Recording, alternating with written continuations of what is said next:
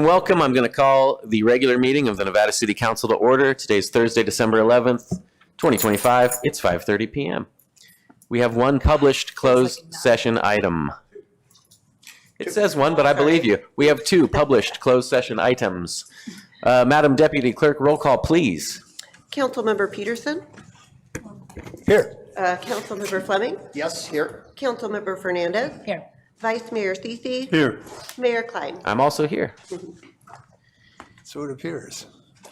Dean, am I reading these or are you reading these? I did have supplemental disclosure. So, closed session, two items. Item A, public employee appointment discussion, city manager, Government Code 54957B1. Item B, conference of legal counsel, significant exposure to litigation, 54956.9D2. That relates to two claims the city has received entitled Gabrielle Christakis versus the city of Nevada City. Thanks, Dean. We'll take any public comment on these items and then recess to closed session. Hearing none, recessing to closed session. We'll see you in a bit.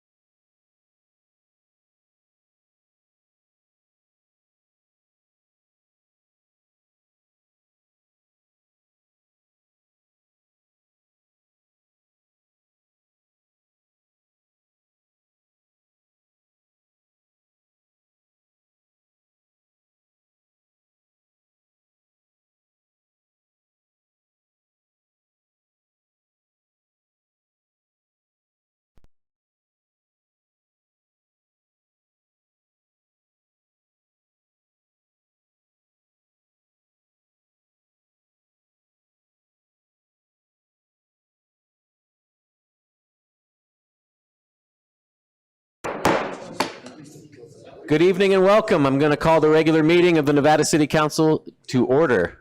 Today's Thursday, December 11th, 2025. It is 6:30 p.m. I'm going to ask Councilmember Fleming to read the land recognition for us. I'd be honored.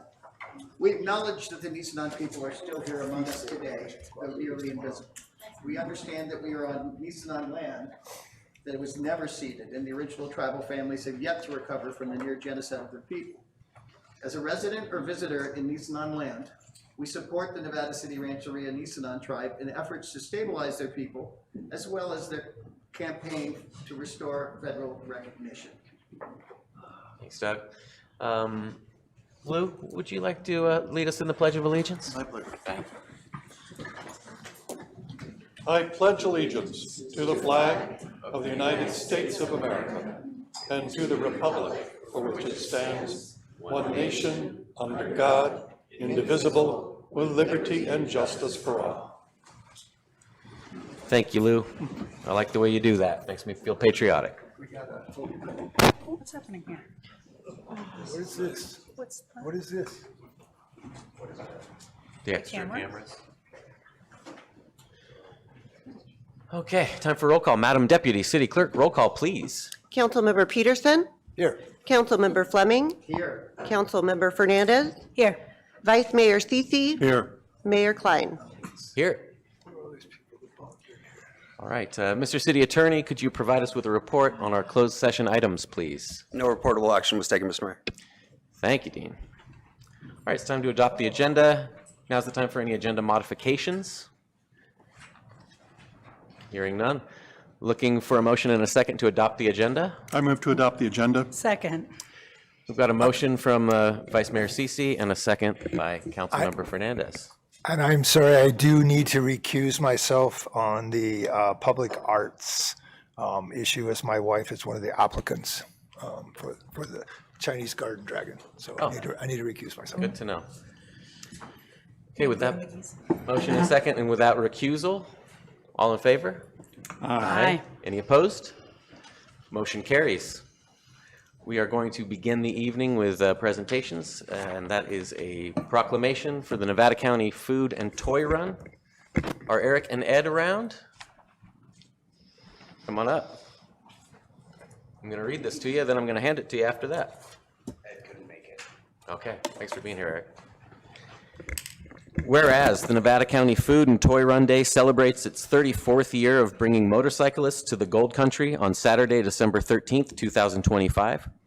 And whereas the Nevada County Food and Toy Run Board of Directors, in collaboration with Interfaith Food Ministries, the Nevada County Food Bank, Head Start, and numerous local stores and volunteers continue to work together to bring holiday joy to families across our community through this beloved annual event, and we commend them for their tireless efforts and dedication. Whereas on December 13th, 2025, we'll see several thousand participants on motorcycles being escorted from the Eric Root Administration Building at the Government Center through Nevada City, Grass Valley, and ending at the Nevada County Fairgrounds, with thousands of spectators lining the route with a continual stream of motorcycles for over 45 minutes. And whereas the Nevada County Food and Toy Run was the first toy run to have the families there so the motorcyclists could watch their toys being picked up by the children.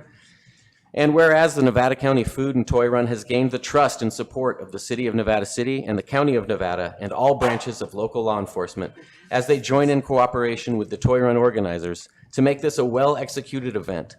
And whereas the organizers, volunteers, and participants of the Nevada County Food and Toy Run have demonstrated extraordinary commitment and dedication to improving the lives of children and families across our county. Now, therefore, be it resolved that the City Council of the City of Nevada City, California, hereby proclaims Saturday, December 13th, 2025, as Nevada County Food and Toy Run Day.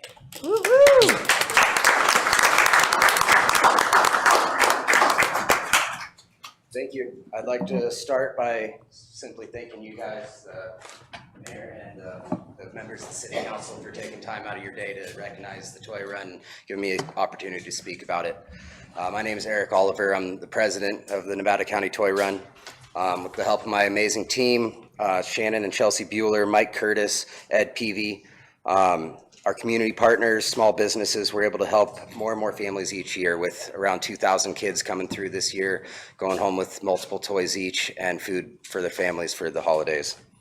We have hopes to grow what we're doing. We're bringing in more and more families each year, and we're taking this to the next level and trying to help these families throughout the year rather than just during the holidays. So from the support that we're getting through small businesses, we're able to give out scholarships for sports programs, food vouchers to families throughout the year, back to school supplies, backpacks and shoes and such at back to school time, so on and so forth, with hopes to grow this into a nationwide program. We're getting it streamlined to the point where pretty much any organization or city could take this on with our program. We could send them all the information and they could run an event the same streamlined way that we do, which does not happen around the country right now. So we're hoping to move this from helping a couple thousand kids to helping a couple 100,000 kids, and that's our future goals. I'd like to thank the city, Nevada City and Grass Valley as well, NCPD, GVPD, Public Works, CHP, all the fire departments that help, mainly Ophir Hill and Peardale, the Nevada County Sheriffs and Search and Rescue are huge. Without these law enforcement agencies, we wouldn't be able to have this actual parade rather than just a donation day, which I think is a huge part of it for the community. So really want to thank all those agencies for making it happen year after year. We obviously couldn't do it without them. We have a lot of clubs and organizations that help us out. Mainly the Grass Valley Rotary South is a huge one. The Grass Valley Booze Fighters are also instrumental in this. Oftentimes we get rain during the event and there's not a lot of biker participation, which means we don't get a lot of toys. These guys sit out day after day after day at these department stores picking up donations from community members in all these different counties and come with trailer loads full of toys. It's really amazing. We have some community partners that I'd like to thank, mainly the Nevada County Food Bank and Interfaith Food Ministry, also Grass Valley and Nevada City SPD. These guys are putting together all the sides that go along with all the meats that we purchase so every family can go home with food. I think that's all my thank yous. Just a couple notifications. We're gonna change things a little bit this year and open up the fairgrounds on Friday, because we're finding out that there's a lot of community members that want to donate and don't ride a motorcycle. So all day Friday, we're going to be at the fairgrounds, Gate 1, the main building, from 9 to 5. Anybody that wants to drive in, walk in, however, bring toys and food, we'll get that all organized for Saturday's event. Other than that, come out and ride, have a blast. It's going to be a big one. We got good weather, hoping for a couple thousand bikes. We're gonna have vendors at the fairground side, food vendors, merchandise vendors. It should be a good event. We're actually trying to break the world record unofficially again. The world record right now is 1,735 bikes in the UK. Nowhere else in the United States. We already broke 1,800. We're hoping to break 2,000 this year, and I have an application in with Guinness to actually officially break it. So, all right, thanks for having me. Thanks, Eric. Hey, thank you for your work. Thank you. Yeah, great. Awesome. It's now time for public comment. Government Code Section 54954.3. Do you have an introduction before that? New employee. Oh, it's not on my thing, but we'll do it.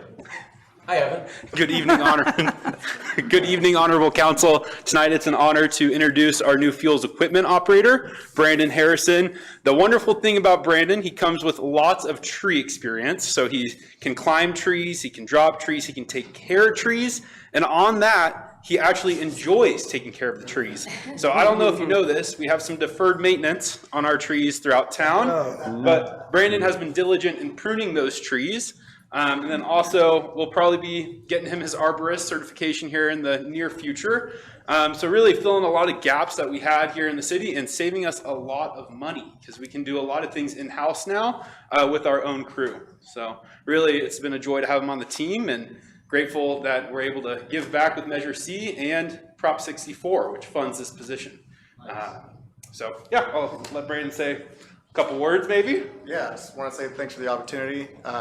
Pruning the trees around the city has been awesome. It's like working on art, and I think the city is so pretty and it's on its own that we should just keep it up. So, Yay. Thank you, Brandon. Thanks for joining us. Council. Evan, thanks, Brandon. As a wise man once said, Government Code Section 54954.3 provides that any member of the public may address the city council on any matter not on the agenda that is within the subject matter jurisdiction of the city. The Brown Act, with limited exceptions, does not allow the council or staff to discuss issues brought forth under public comment.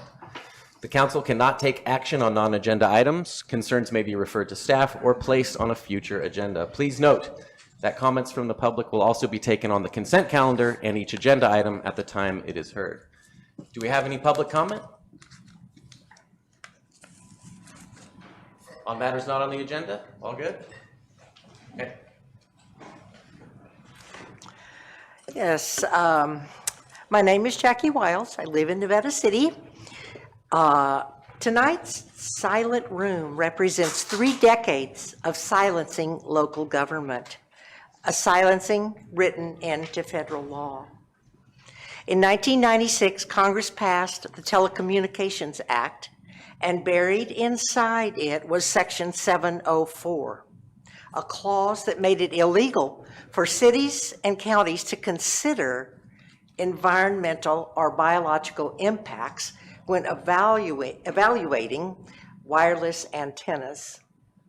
This single provision removed one of the most fundamental responsibilities of local leadership, the ability to protect the health, safety, and well-being of your own residents. From that moment on, communities across America were told your concerns cannot be considered. Parents were informed the city is not allowed to look into that. Local governments were forced to issue permits without being able to weigh the full risks. This was not a minor policy choice.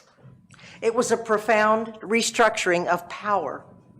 It created a world where the telecommunications industry gained extraordinary authority while the hands of local government were deliberately tied.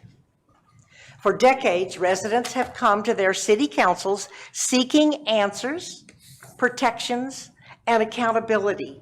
And city officials, through no fault of their own, have had to respond, our hands are tied by federal law. Tonight, the taped mouths you see across this chamber represent the forced silence, not only for citizens, but for you, our local representatives. Local government has been prevented by statute from carrying out duties that should be inherent to its role. We are here to make that silence visible and to ask you to help correct it. Thank you. Thanks, Jackie.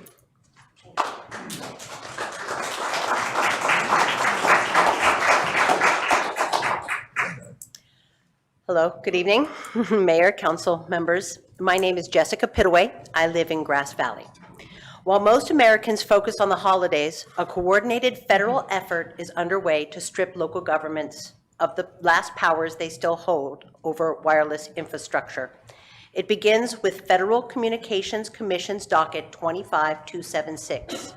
Instead of complying with the 2021 federal ruling in Environmental Health Trust versus the FCC, which found that the FCC's safety guidelines were outdated, unsupported, and required immediate reevaluation, the FCC chose for nearly 5 years not to complete the court-ordered review.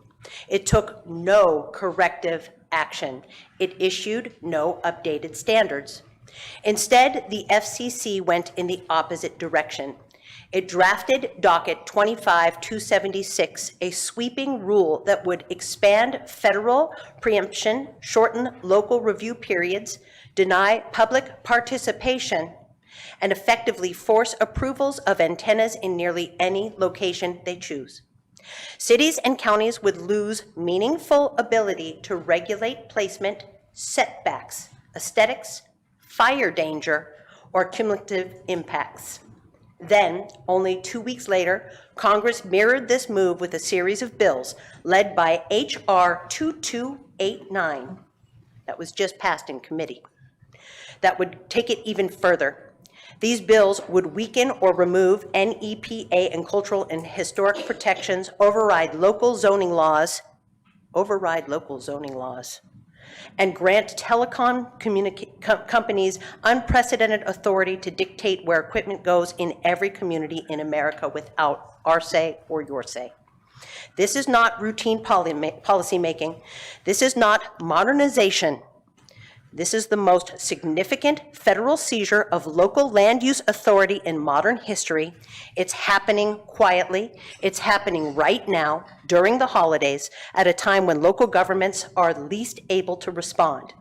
If these measures pass, cities will not simply have reduced authority, they will have no authority at all.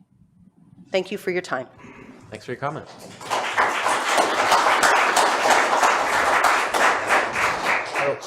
Good evening, Mayor, council members. My name is Isaac Rappaport. I live in Grass Valley. I own the Phoenix Rose, 2 doors down.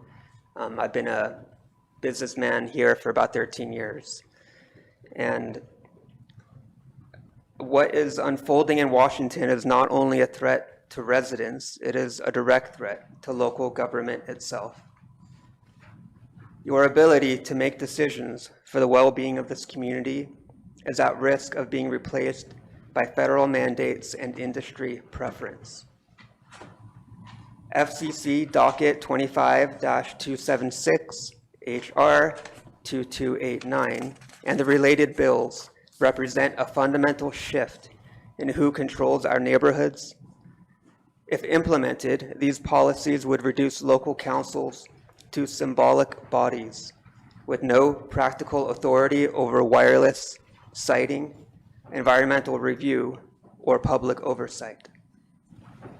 This is why communities across the country are beginning to mobilize and why Nevada City has an opportunity to lead.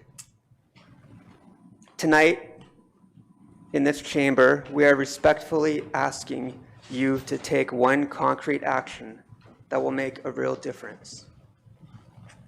Sign and send our prepared letters to Congress and to the FCC. These letters clearly oppose FCC Docket 25-276, HR 2289, and the 6 associated bills that replicate its impact. They urge federal agencies and lawmakers to protect, not eliminate, local authority. Your voice as elected leaders carries weight that resident comments cannot. Nevada City has a long history of principled, courageous leadership.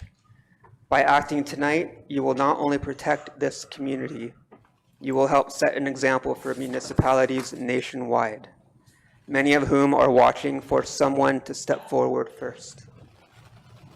For 30 years, local governments have been silenced by federal design. Tonight, we show that silence, and now we invite you to help end it. Because local control is the foundation of local democracy, and it must not be surrendered. Thank you. Thank you. Thanks, Isaac.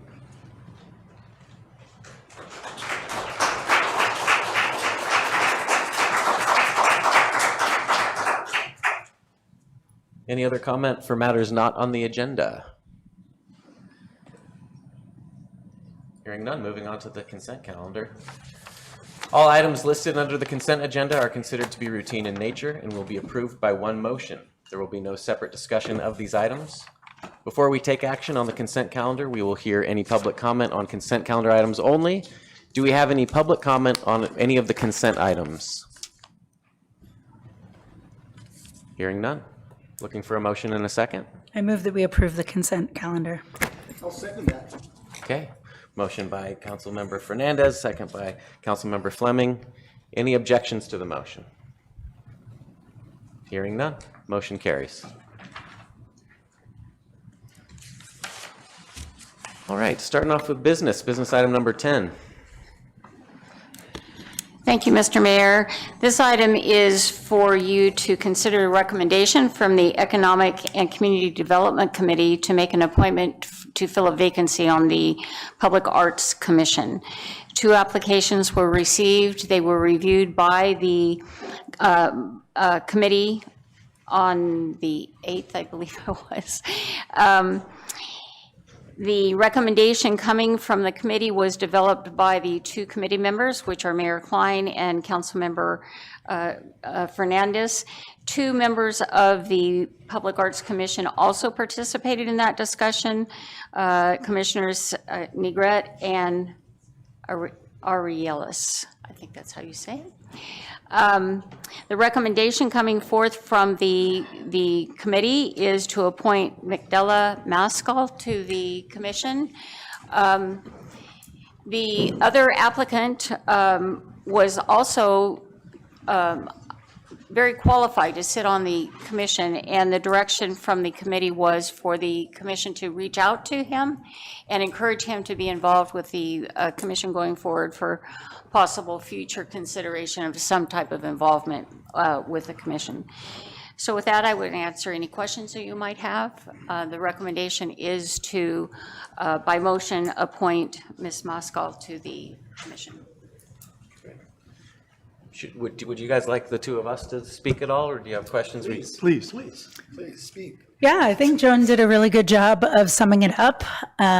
Two candidates, we chose one of two good candidates. A couple of folks knew her, and that helped a little bit in deciding. Adam and I thought it was pretty important to ask members of the commission to join us in the decision. Just thinking about, Adam and I both happen to be artists, picking members for the Public Arts Commission, but had we had, two engineers up there, we thought it would be a nice precedent to invite some of the commissioners to join to help make that decision. Nothing against engineers. As Daniela said, word of mouth was really strong for this candidate in particular. There's real enthusiasm in the community. She's a practicing artist and has worked with Barry Yuba River Land Trust and really great reputation. So that was our thinking. Yeah. And it was a unanimous choice between the four of us. That's all I need to hear. Yeah, good. Questions, comments? Do I have a motion? I move that we. I'm sorry. Yeah. Any public comment on the Public Arts Commissioner item? Is the commissioner here? No. Okay. Do I have a motion? I move that we approve the Arts Commissioner as stated. Second. Okay. We have a motion from Councilmember Fleming, second from Vice Mayor Sisi. Let's do a roll call vote. Councilmember Peterson has recused himself, correct? No, not on this Not one. on this one. Okay. Councilmember Peterson? Yes. Fleming? Yes. Councilmember Fleming. Councilmember Fernandez? Yes. Vice Mayor Sisi? Mayor Klein? Yes. I'm sorry, I didn't vote. Yes. I am so sorry. We were distracted by a thing. A thing. Is that the keys or the people that just left? Vox Populi. Wonderful. We've got a new Public Arts Commissioner. That's good news. Yes. Business item 11, consideration of renewal of the commercial lease agreement between the city and the Nevada County Professional Firefighters, IAFF, Local 3800 for the historic Firehouse Number 2 property at 420 Broad Street. Hey, it's Dawn. Good evening, Council. I have Clayton Thomas with me from the local, so he will speak tonight as well. So on September 11th, 2024, the council approved a commercial lease agreement for Firehouse Number 2 with the local 3800, and that lease has just expired, and so we would like to look at renewing that. They have expressed interest in continuing to use the upstairs facility for the meeting hall and to support the city's historic and educational activities through the use of the downstairs area, and the downstairs area is not exclusive to their use. I've attached a lease agreement to the staff report that shows we'd like to extend the lease with the local for 3 years with an option to renew 2 additional years. Given the unique aspects of the building, the following non-traditional requirements were included in the lease to provide market rate value to the city. and that is that they pay $1 per month in advance each year. The local shall provide services and improvements and maintenance. And so the original amount for the original lease was $12,000. During that year, they contributed, and I want to clarify this because it's written a little different in two parts of the staff report. So it's $50,000 in materials, in-kind services, and donations. Not $50,000 all cash receipts. So that well exceeded that $12,000 expectation. So the proposed lease is that we would not have that $12,000 requirement each of those years, but there are things that they will continue to work on. So they'll be still maintaining the spaces that they're using, as well as maybe the outdoor spaces. They're going to support our history docent program and do what they can to help there. That's still evolving. And then also they are going to submit a permanent sign design application through the city planner. And so the city will actually be paying for that sign, but they'll help design it and bring it through the process to get approved. And they can also do a sign for their own, for the local 3800 if they choose to do that, but they would pay for that sign. I included pictures of the work that they had gotten done, and you could see that it was quite a bit. So it was, they completely improved the upstairs room. They secured, repaired, and improved the outdoor stairs and landing. So they are much safer, much better situation there. Like real New stairs. floors, sheetrock, and paint in the bathrooms. And then the heater was repaired as well. So I think I'll leave it to Clayton to add anything, and then you can ask questions. Thank you, Dawn. Mayor and council members, this has been a wonderful opportunity for the local. I was fortunate to start my career with the city, and I've done improvements now on 3 out of the 4 fire stations that the city has had, including the building we're in now. So it was pretty awesome to get this opportunity. We started a couple years ago chatting with the city about that. The members really stepped up. We're fortunate, as many people here in the room probably know, we typically have folks with trade background in this industry, and that's the case in our local. So our construction foreman is a contractor himself, and we've had a ton of folks put in time on many, many days. As well as some of the community members donating things. Companies like Sierra Metal Fab gave us the actual metal to repair the stairs and the side deck there.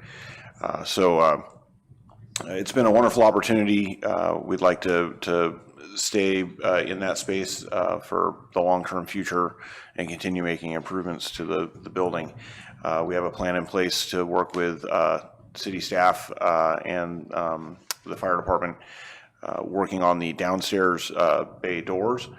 That's the next big project, more than likely, to get them looking a little more historical than they are now. They have some ad hoc repairs that have been done to them. So we'd like to kind of restore that more to a more period kind of repair. But with that, I would entertain any questions from the council.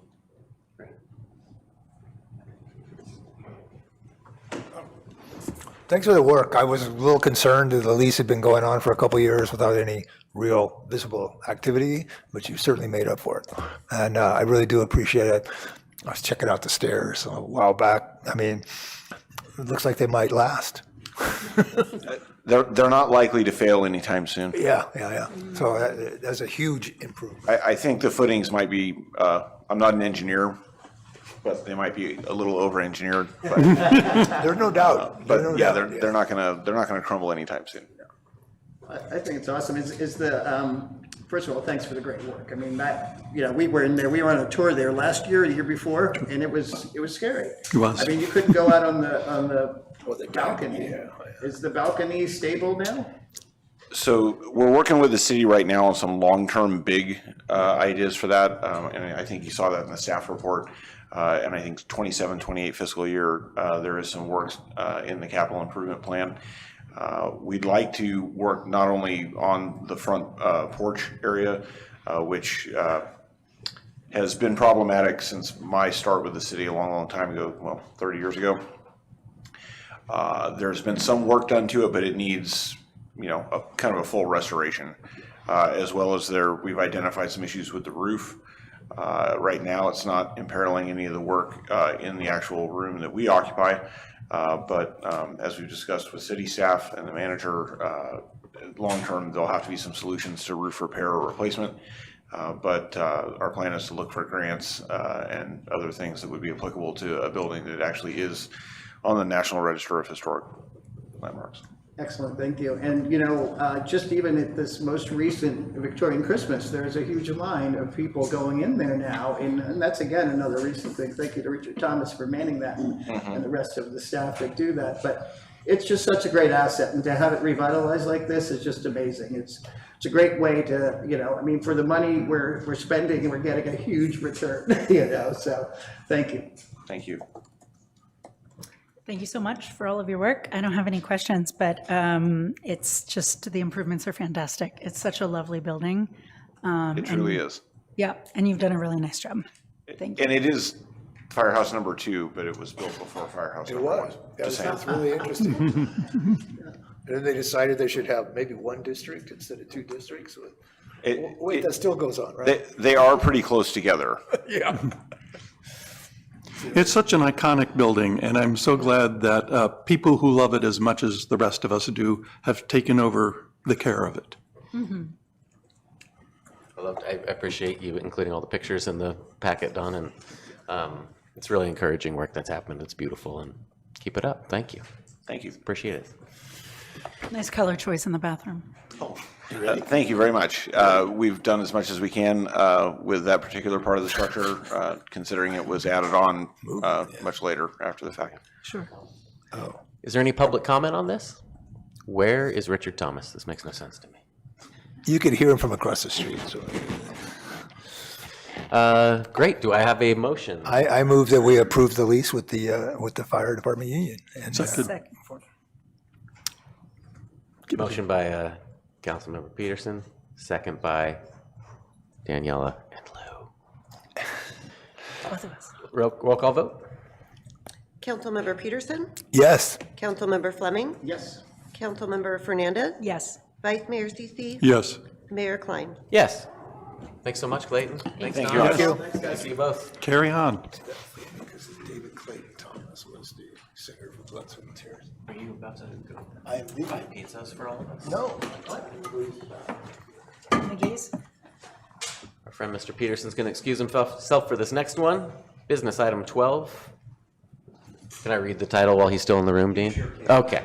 Consideration of approval for a proposed public art application at 412 Commercial Street in the existing Chinese Monument Garden as recommended by the Nevada City Public Arts Commission, presented by Jessica Hankins. Hi, Jessica. Mayor, Good to see you. council members. I was bringing up a short presentation right now. Awesome.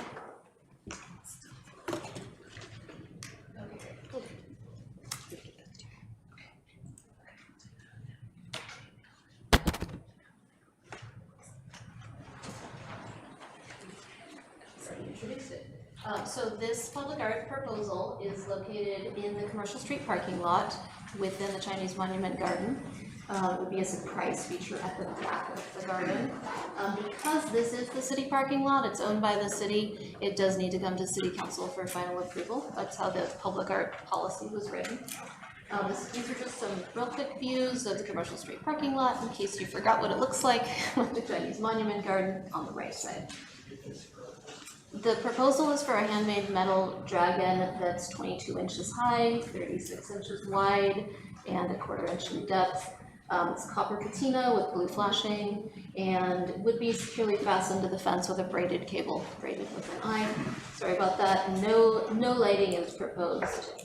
There is a visual rendering here that the applicant prepared to show the dimensions of the proposed art in relation to the other features in the garden. Thank you. The Public Arts Commission did review this project and recommended approval of it to the City Council last week at their meeting. And they did review the project against all of the criteria that are in the public arts policy that the City Council adopted, and found that the site is accessible from a public street, sidewalk, and the city parking lot. It's of aesthetic value. It is a donated piece, so there's no expense to the city. And the applicant is paying for that. Representatives of the initial Chinese Monument Group were also consulted along with CATS. And so that was done. The art won't result in any adverse environmental impacts, no unsafe conditions, and the art is compatible with the site in dimension, scale, and context, and is technically feasible given the artist's experience. So it does meet all of the criteria in the policy.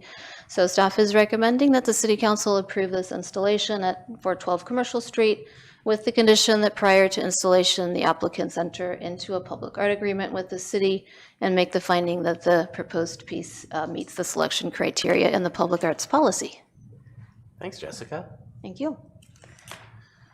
Happy to answer any questions. Yeah. I'm just curious, how is it secured with a braided cable? How does that work? I would probably ask the applicant that question. I'm sure she's thought that through. Because none of the illustrations show a braided cable anywhere. That's true. It does not show the attachment. I can explain. Thank you, Miriam.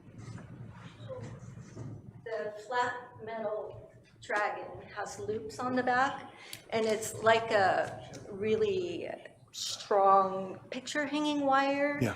Kind of like what you would use to secure a bicycle, so it can't be cut through very easily. So it'll have multiple attachments to the fence with that. Thank you. That's why I can't see it and why it would be secure. Thank you. Asked and answered. No, I think it's just a lovely piece, and anything that brightens up our parking lot and adds to the monument over there, I think it's just, we have to do it, especially something so aesthetically pleasing as this.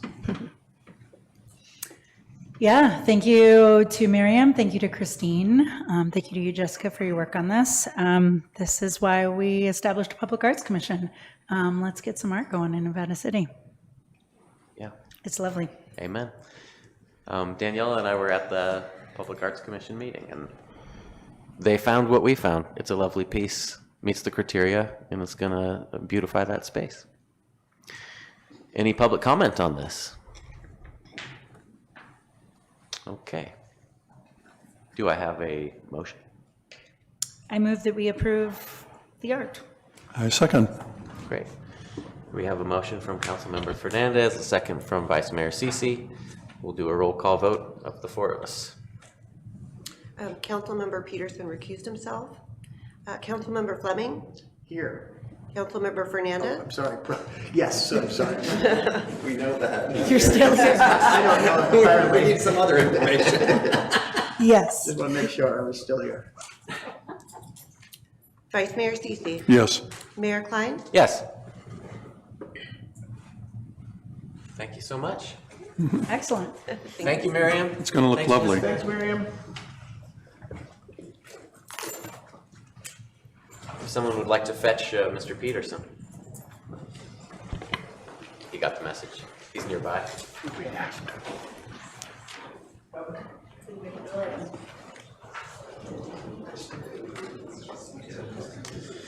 How you doing? I'm still good. 22 minutes? Another 22 minutes, yeah. Have to keep doing this.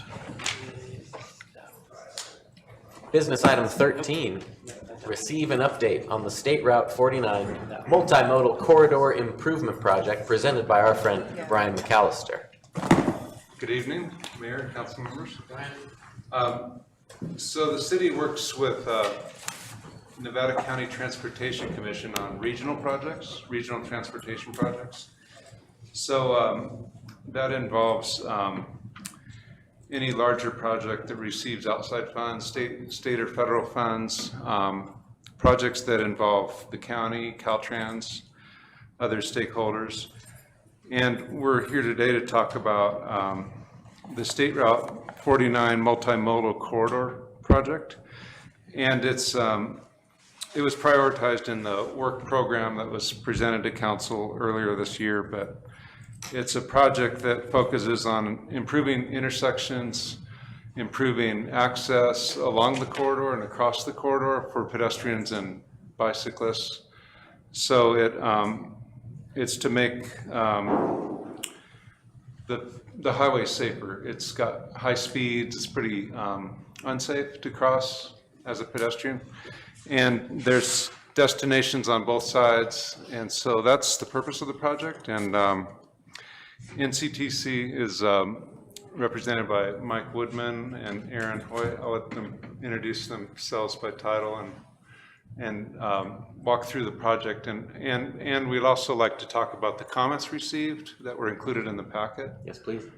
And just kind of go through the schedule and where we're at with the project. It's on. It was on. Okay, perfect.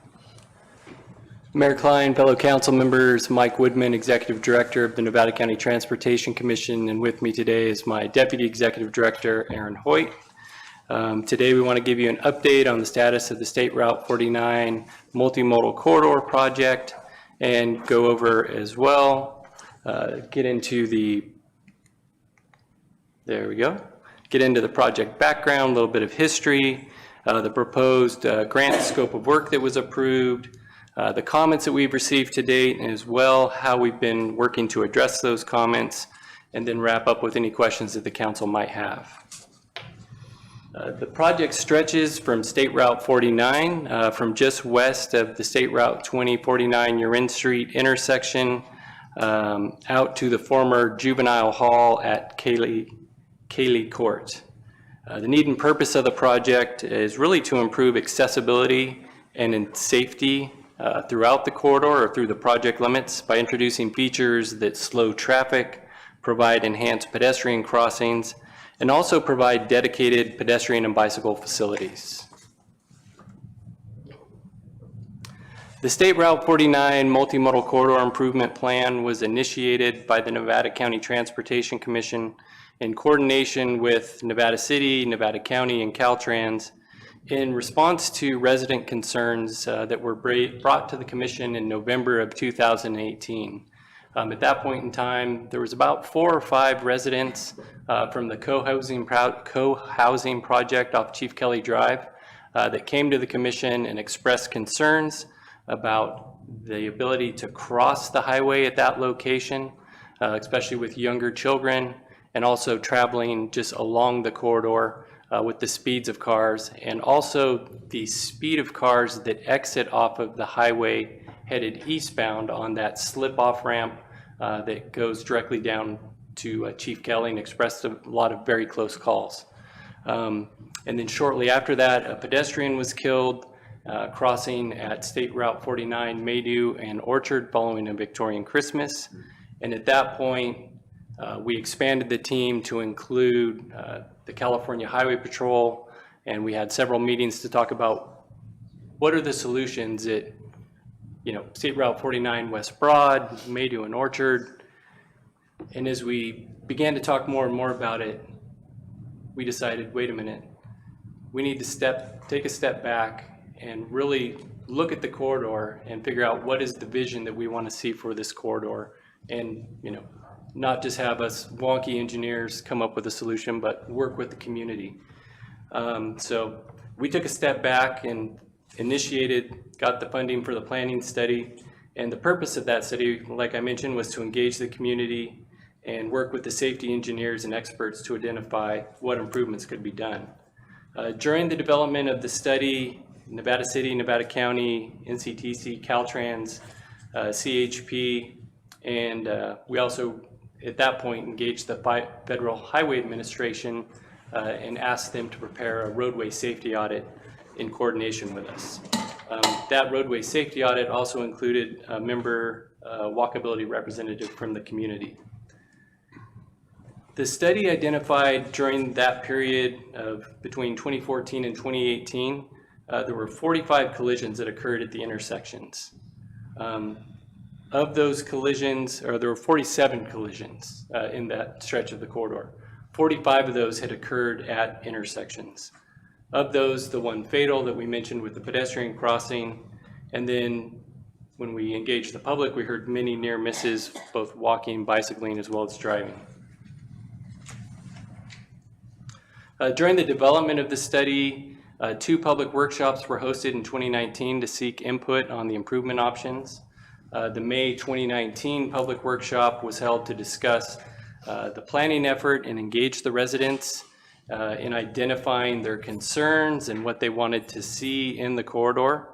Attendees shared concerns about vehicle speeds, lack of safe crossing, lack of bicycle and pedestrian facilities, and the chart on the left is just included. It was developed from the concerns identified by the public at the various locations. In July of 2019, another community workshop was held to receive feedback on the proposed solutions that were recommended to address those concerns.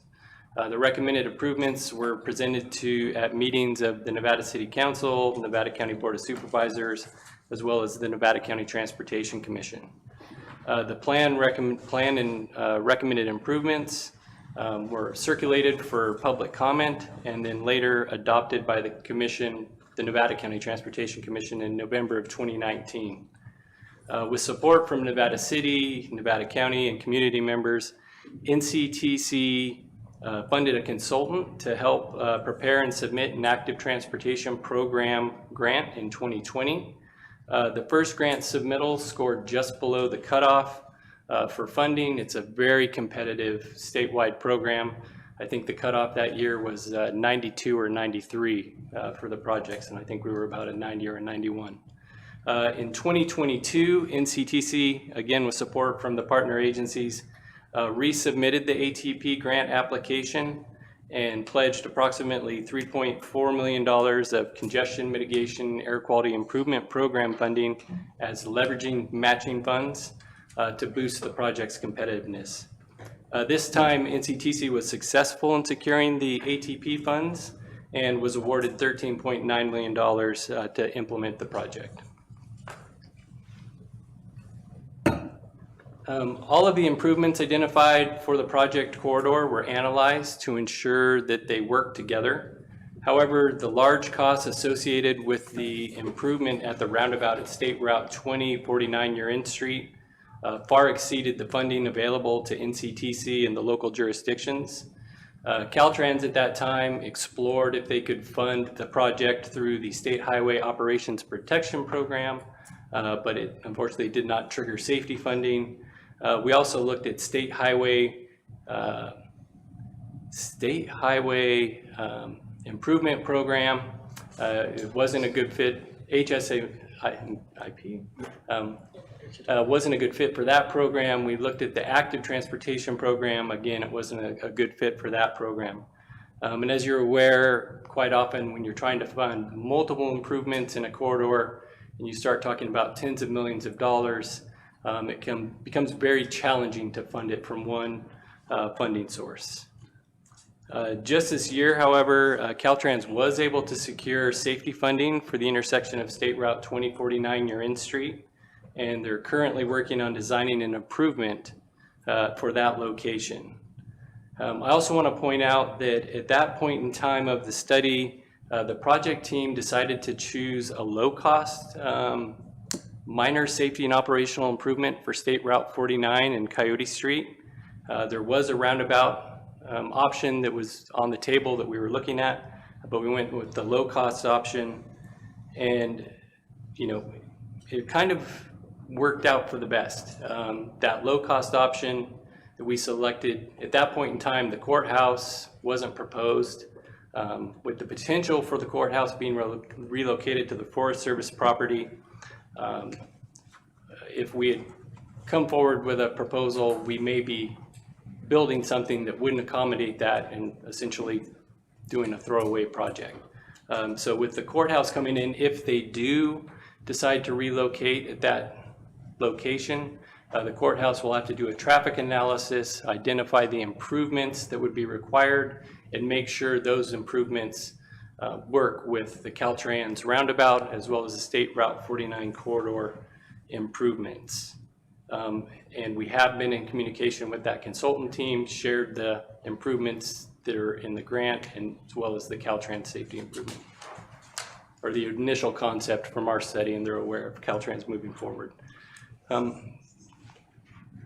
As I mentioned in the prior slide, with Caltrans securing the safety funding earlier this year for developing a safety improvement at State Route 2049 Urin Street, Caltrans hosted an initial meeting to inform staff from NCTC, Nevada City, and Nevada County in September of this year. The high-level project schedule for that project includes Caltrans starting on the project approval environmental documentation phase in 2026. The design phase would occur between 2028 and 2029, and the construction could occur in either 2030 or 2031. However, the project schedule is dependent on state budget constraints and Caltrans receiving approval of funding from the California Transportation Commission. Following approval of the funding from the Active Transportation Program, NCTC, in coordination with Nevada City and Nevada County, elected to have Caltrans District 3 lead the project environmental design, right-of-way, and construction phases of the project. The next several slides will focus on the project scope that was approved in the grant, and there are 4 intersections that will be improved. Coyote Street with State Route 49, North Bloomfield Road and East Broad, Maydew Avenue and Orchard Street, Cement Hill Road and West Stop Broad.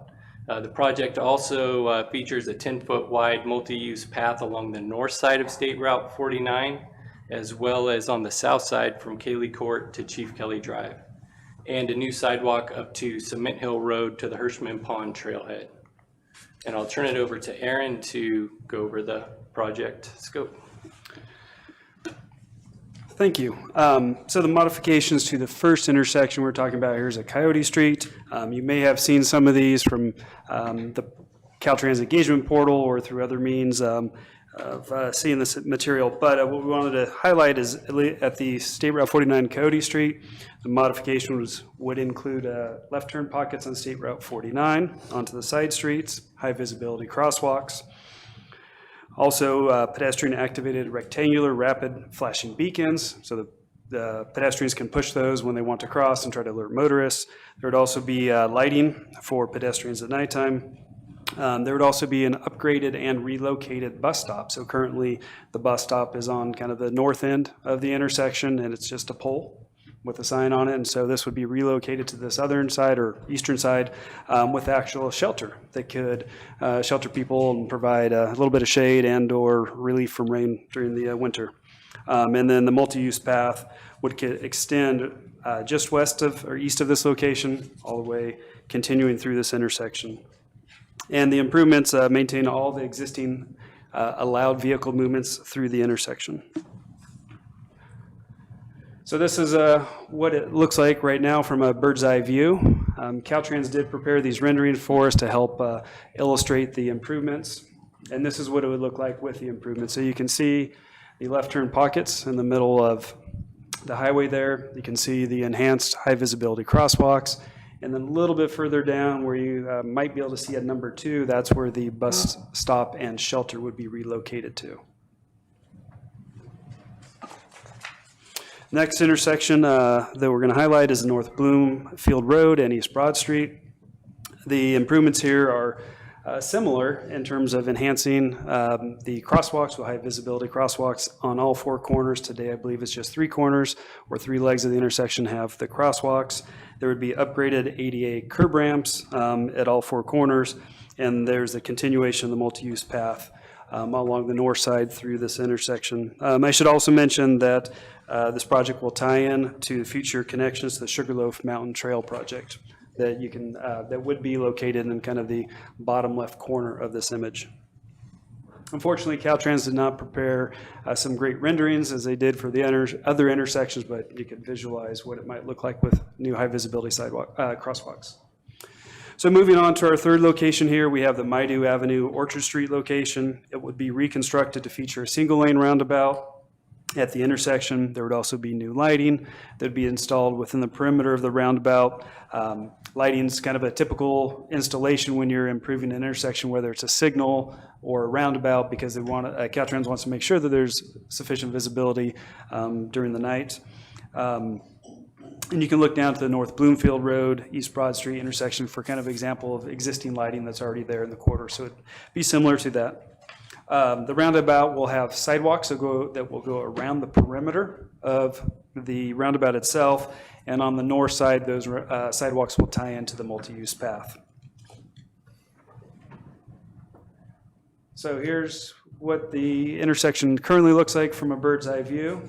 And I think I went too fast there.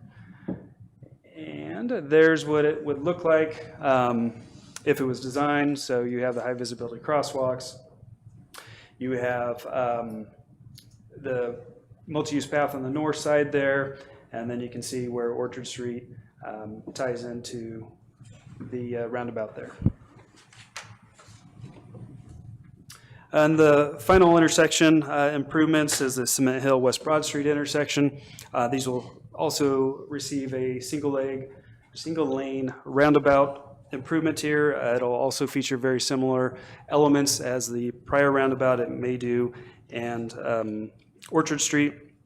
You also notice in the upper right corner there, today there's an existing slip exit ramp from State Route 49 onto Chief Kelly Drive.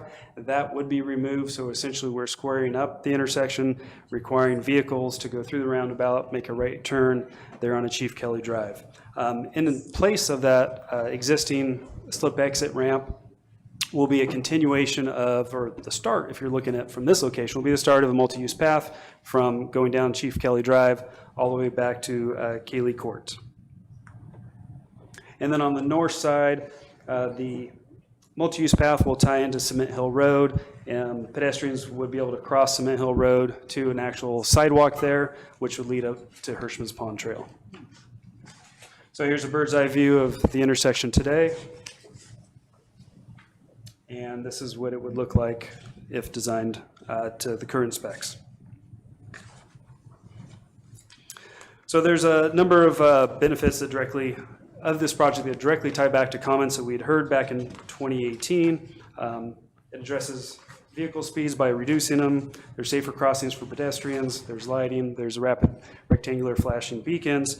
There's dedicated space for cyclists and walkers through the corridor. And it also allows easier access from the side streets onto State Route 49. There's also a number of other secondary benefits that are listed on the screen. I'm not going to read through all of those for you. But there are a multitude of other benefits. Now, you may have all heard we hosted a little open house back on October 2nd, and part of that open house, we also had an online engagement portal that Caltrans produced and prepared.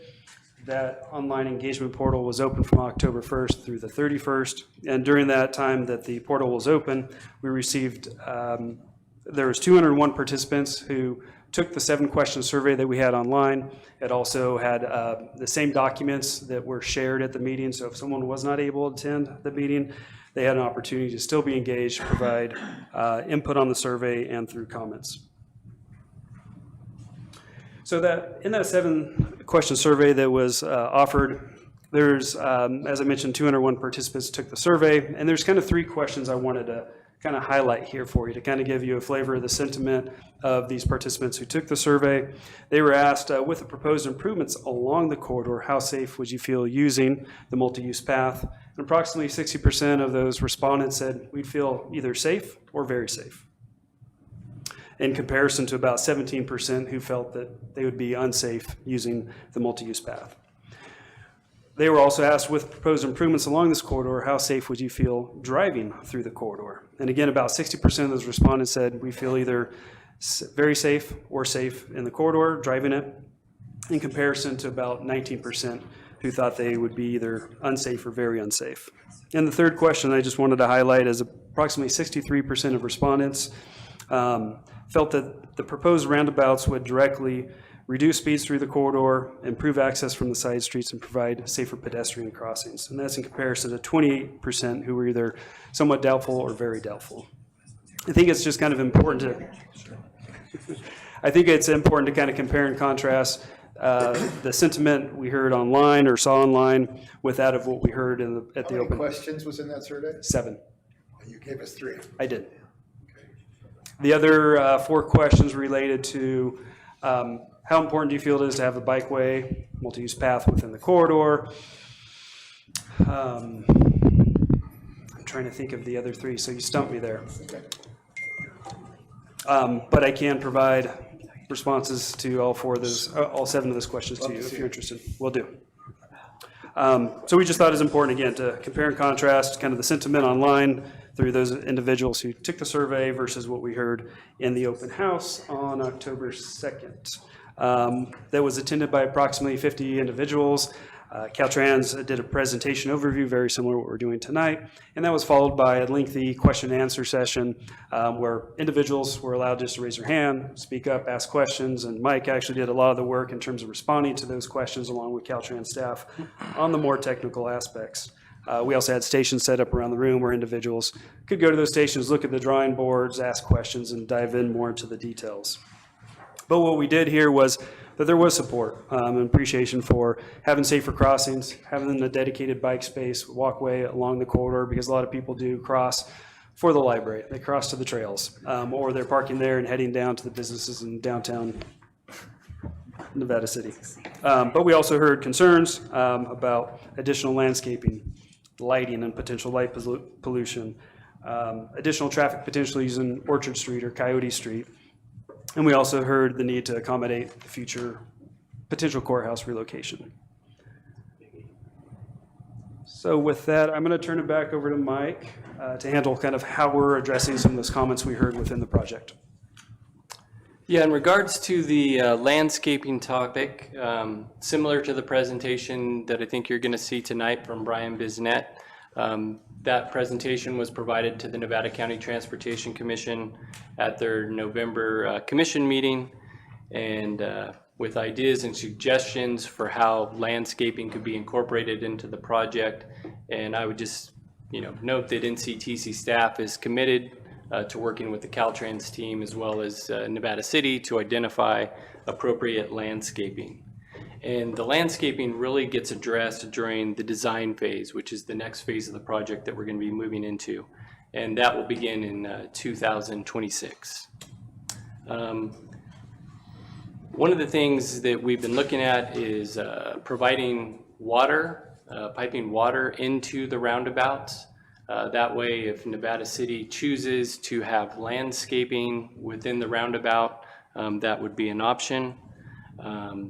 And also landscaping features in kind of the remaining pieces of the project that would accommodate landscaping. Caltrans, typically as they identify landscaping on these type of projects within the state highway corridor, would then negotiate sort of a landscape maintenance agreement with Nevada City. There's also potential for installation of art within the center of roundabout, similar to what you see at the roundabout at Idaho, Maryland, East Main. That is a separate Caltrans process that has to go through a separate Caltrans review, but something if the city is interested in going that route that we can assist to work through with Caltrans. Caltrans, one of the comments, and these were just conceptual renderings, the graphics that you saw, but one of the comments about the bricks in the truck apron was the color wasn't appropriate. Caltrans said they're more than willing to identify the appropriate color for those in the brick apron. Caltrans also expressed willingness to identify ways to do downward facing light to try to minimize light pollution. To address concerns about traffic using Orchard Street, Caltrans developed a conceptual eastbound bypass lane from Orchard Street that would eliminate the ability for vehicles to travel directly to the government center. And I'll show you that design on the next slide. And we'll also talk about the potential right-of-way impacts with that proposal to some of the adjacent residential properties. The associated costs of that bypass lane would be outside of the approved grant funding and could be rather high, especially when considering the associated right-of-way costs. This slide, although it's a little hard to see, depicts the bypass lane alternative that was suggested by the public. Similar to the Idaho, Maryland, East Main, where you have a bypass around the outside of the roundabout that then goes down and merges in at a safe distance, and eliminates the possibility of traffic cutting through to the route center. The bypass alternative, as I mentioned, would close the entrance to the roundabout and give that eastbound right out access only. I'd like to point out that the area highlighted in yellow is the additional right-of-way that would be necessary to construct that alternative. It would also require removal of majority of those trees on the corner. It's hard to see in this. The far right orange line would be the new Caltrans right-of-way line, and then there's a faint orange line in from that. That would be the new top of the slope, and then the new grade on the slope going down to meet at the toe of the slope at the bypass lane. As you can see in the picture, the right-of-way is clipping the corner of the property on the corner of Orchard Street, which may require a full take, but that would have to be a negotiation with Caltrans right-of-way and the owner of that property. There's also impact to two properties along State Route 49 where the bypass lane would merge in. So there's some potential right-of-way costs associated with the impacts to those two properties as well. The cost of construction of just the bypass lane itself would be approximately $500,000 according to Caltrans, but then the associated right-of-way impacts, could be anywhere from $800,000 to $1 million. So the additional costs associated with this proposal would be about $1.5 million additional dollars. Currently, the proposed project was designed to fit within the Caltrans right-of-way and minimize right-of-way impacts to the surrounding residences.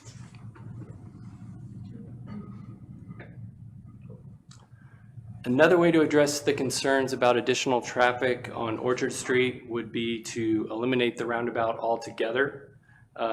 Without the roundabout, the project's benefits might be reduced in regards to pedestrians and cyclists crossing, as well as the benefits of a roundabout for vehicles exiting the government center. NCTC would need the California Transportation Commission's approval for elimination of the roundabout, because it would be considered a significant scope change from what we got awarded in the grant. And we would need to find a way to still provide some level of safe crossing as well as kind of traffic calming through the corridor. Ultimately, we would need to demonstrate to the CTC that the overall project as a whole still provides the same benefits essentially as approved in the grant. At the State Route 49. I'm sorry, we're going to Sure. take a quick bio break. Just press pause for a second. Not a problem. We'll come back and finish this. Thank you so much. 5 to 10 minutes, everybody.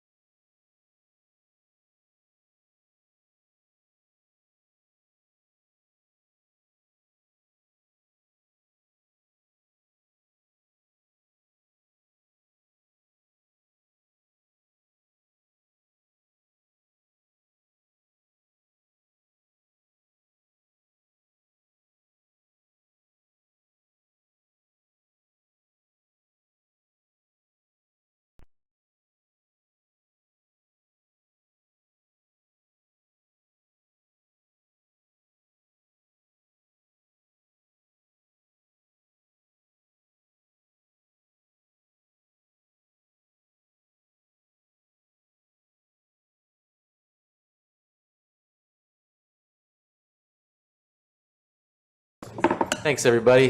Please, Mike, proceed. Thank you. At the Coyote Street intersection with State Route 49, we heard some of the residents preferred a roundabout at that location, as was mentioned earlier. Assist with roundabout, essentially to assist with turning movements and also to address potential traffic from the future courthouse. The State Route 49 multimodal corridor plan did identify a potential roundabout as a solution, but as I mentioned earlier, the project team decided to go forward with a low-cost solution at that location. Additional funding would be needed to construct such an improvement. The courthouse is still analyzing the siting options, and if the Coyote Street location is chosen, as we mentioned, they would have to do traffic analysis and identify a mitigation appropriate for the traffic associated with the court activities. We also heard concerns that the left turn pockets could cause additional traffic to use Lower Coyote Street, and residents requested to close Lower Coyote Street. However, we also heard from North Bloomfield Road residents that utilize Upper Coyote Street that supported maintaining the existing turning movements at State Route 49. The suggestion to close Coyote Street, which is a public road, would be at the discretion of the Nevada City Council, outside of the purview of the Nevada County Transportation Commission.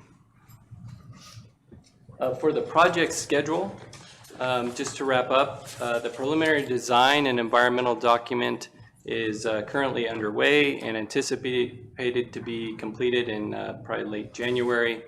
In spring of 2026, Caltrans is scheduled to begin work on the final design that will extend through 2027.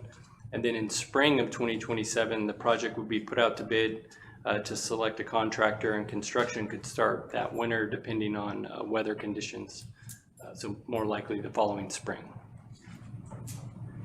And with that, we appreciate the opportunity to present an update on the project to you and what we've heard from the community, and also on committing to present future updates to you during the design phase. And we'll gladly accept any questions that you have. Thank you, gentlemen. Should we start with some public comment and then bring it to the table? Any public comment on this item? I bet there is. Hey, Bob. Hi, Mr. Mayor and council members and Mike and Aaron and Brian. Well, I attended the open house, and so that's one of the reasons why we decided to bring this forward, to, just as Mike said, to request the council to favor the residents and to close Coyote Street to further traffic coming south and to make it into a cul-de-sac, and to ask NCTC to adjust the plans accordingly. Let me read, if I may, the summary, but before I do, I just want to say that I've spoken to everybody that lives on the Lower Coyote, and everybody is in favor of it, with exception of one person who wanted to remain neutral just because they just recently moved here. So nobody's in opposition. I'm certainly unaware of anyone that ever mentioned anything of being in favor of a roundabout. So let me, if I may, just read this so that it's as much, I think you understand the record, but I wanted the community to hear this as well. The current request to convert Lower Coyote Street and Highway 49 to a cul-de-sac is driven by three elements. The Highway 89 multimodal corridor improvement project's inclusion of 2 dedicated turn lanes will, with arrows directing traffic from Highway 49 onto an already overburdened Lower Coyote Street. One of the other folks here, Kathy, will talk about that. Number 2, the anticipated new courthouse in place of the U.S. Forest Service complex with its attendant increase in traffic should that happen. And if it doesn't go there, most likely it would go to the Mull property, so the traffic would be the same.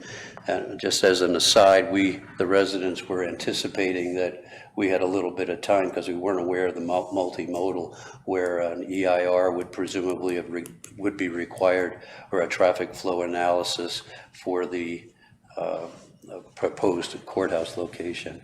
But we have to speed ahead and try to protect our neighborhood with these 2 lanes was a major driver. And number 3, is history. Caltrans' acknowledgement of a predictable traffic management problem on the 2 blocks of Lower Coyote Street between exit 186 and Highway 49. This recognition dates back at least to the 1960s when the freeway was built. The freeway's design included exit 186, and Caltrans installed a node-through truck sign on Lower Coyote Street near the exit, specifically because Coyote Street above 186 is such a narrow street, unable to be widened and still retain the character of the neighborhood, which consists primarily of homes built from 1879 through the 1880s. A stop sign now is now placed in front of my house. Thank you, Bob. That's 3 minutes. We have a 20-minute recommendation on our four presentations. I have another minute and a half if you'd allow it. So the anticipation was that your comments would be included in the next item on the agenda. Was that really 3 minutes?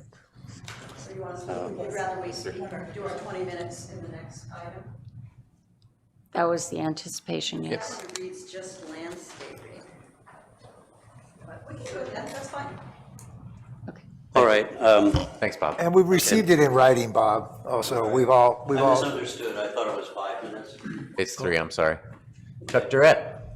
Good evening, gentle people. Hey, Mike, can I ask you to put on West Broad Street on the graphics? I'm going to ask for a number of graphics.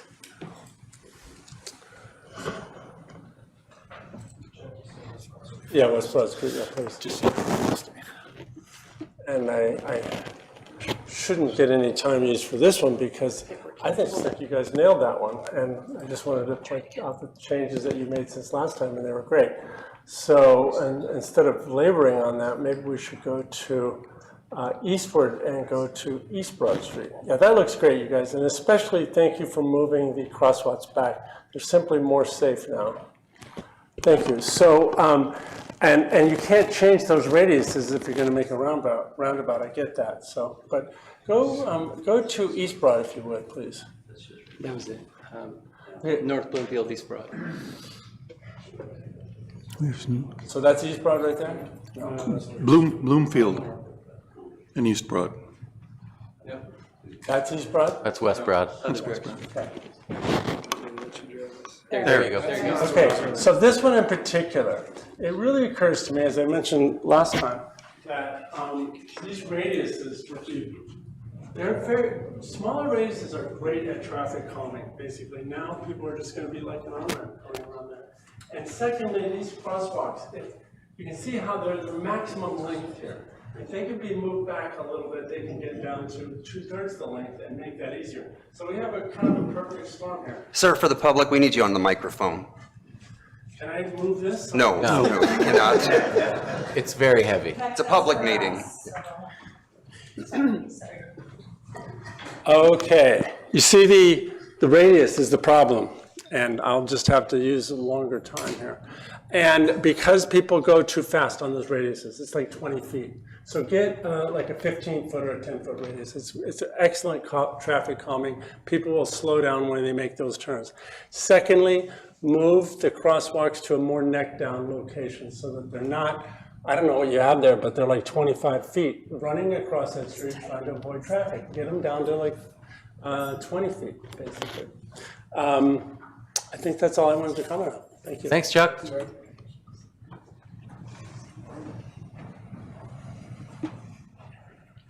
Good evening.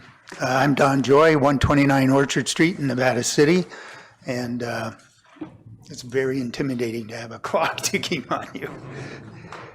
First of all, I'd like to thank the cooperation of Mike Goodman and the NCTC in looking at the Orchard Street issues that we have. Mostly it's about the increased traffic that we fear will happen with a connection to the roundabout.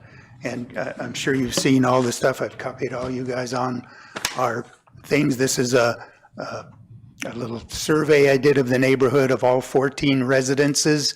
And everybody, their first choice was, don't do a roundabout on Orchard Street. Let's find a different way to get pedestrians safely across the crosswalk and to mitigate the traffic flow, slow down the traffic flow with signage, with rumble strips, with pedestrian buttons with flashing lights, lighting to illuminate the crosswalks, anything but the roundabout. That was their first choice. The second choice was to make the Orchard Street completely isolated from the roundabout. They cannot come from westbound 49. They can't come down Orchard Street because it's a one-way street, but they can come up Orchard Street to access 49 or go to the Maydew Center. And that's what we'd like to eliminate. So just, I guess what we're asking is to take a little more time, allow us to look at other options other than a roundabout at that location. And I'm going to take a couple of minutes here and just read a mission statement of the NCTC. States that communicate and coordinate with the citizens and decision makers of Nevada County, all four cities, and create a balanced regional transportation system. This includes administration of a regional, state, and federal funding projects related to roadways, bridges, public transportation services, railways, airports, bicycle facilities, etc. Throughout this process, the NCTC seeks to protect the rural qualities and historical character of Nevada County. Nevada City, just briefly, is to preserve and enhance small-town character and historical architecture. And nested in the Sierra foothills, Nevada City is a uniquely beautiful small town that balances art and culture. We'd like to take other considerations here and see if we can take care of the problem, take care of our fears. Thank you for your time. Thanks, Tom. Hi, Lori Oberholzer, 310 Nevada Street. I'm one of the neighbors working on this project, which includes the landscaping issues and the sort of road issues.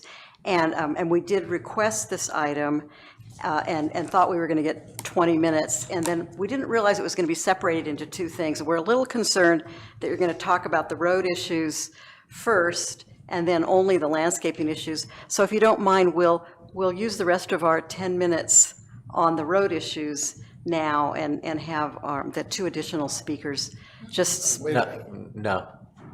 Okay. We might.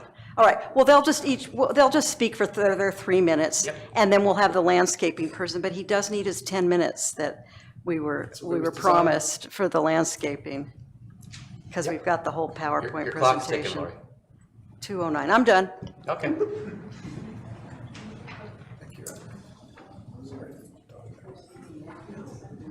Yeah, good evening. Always nice to be in front of the City Council. My name's Will Hart, and I'm the president of the Greater Cement Hill Neighborhood Association. And I want to thank the NCTC and Mike Woodman for taking care of a lot of our concerns. We've had several community meetings around this issue, and they've done a wonderful job of clearing up a lot of gray area, at least for me. I have one more concern, and that's an evacuation situation. If I worry about the roundabouts being a choke point, if we try to dedicate 2 lanes east and 1 lane west for emergency vehicles. And I think a reasonable solution to this, it may cost a little bit more money, would be to, instead of having 2 roundabouts, would be to have 1 loop from Maydew to Cement Hill in 2 lanes going each way. That would solve most of those problems. It would also take care of the Orchard Street problem. Thank you. Thank you. Thanks, Will. Hi there. Hi, Josie. Hi. I'm Josie Andrews. I live on Coyote Street. I'm just going to wrap up Mr. Wright's comments. Fortunately, he wrote something and I didn't, and I'm always unprepared. So, stop sign is on Coyote Street and Alexander right now. It was placed there about 6 to 7 years ago, and that was an attempt to discourage the speeding that's happening on that narrow part of lower Coyote. And that stop sign came out of a meeting between Mr. Ken Baker, Mr. Wright, and the city engineer at the time, Bill Falcone. And they agreed to, they were looking into a cul-de-sac at that time, and agreed to try this stop sign to see if that would help mitigate some of that traffic. The traffic volume, though, is continuing to increase. Part of that is because that portion of Coyote Street got paved, and speeding has been suppressed, but it still feels really dangerous when the stop sign's ignored, which is frequently, and occasionally, occasionally people ignore the stop sign when they're driving through, and then of course there's the fire trucks that need to come through there. They conducted a fire engine timing test comparing the use of that exit 186 and Coyote Street instead of the lower Coyote Street and 49. And then the engineer, the fire station chief at that time, told Mr. Baker that exit 186 would be an acceptable option. The cul-de-sac would include an area for pedestrians and bicyclists to cross Highway 49, and provide for emergency exit in the event of a fire evacuation. This would be on the eastern side to align with a multimodal corridor plan. Traffic flow outgoing would likely follow the existing 49 and 20 signs above the post office, directing vehicles across Washington Street Bridge onto the Highway 49 and 20 for those doing business in the other parts of the community, and their vehicular distribution would not be affected. One of the benefits to the community would be the extended safe walking options from Alexander Street north onto Coyote Street and into the cul-de-sac, with an informal trail that runs along the Miners Ridge that abuts Highway 49 extending to East Broad Street. And as a resident right there on Coyote, it seems pretty dangerous. I walk my dogs there every day. I don't have little kids there anymore, but we do have pets, and it's not a safe place for us. Thank you. Thanks, Josie. Thanks, Josie. Yeah.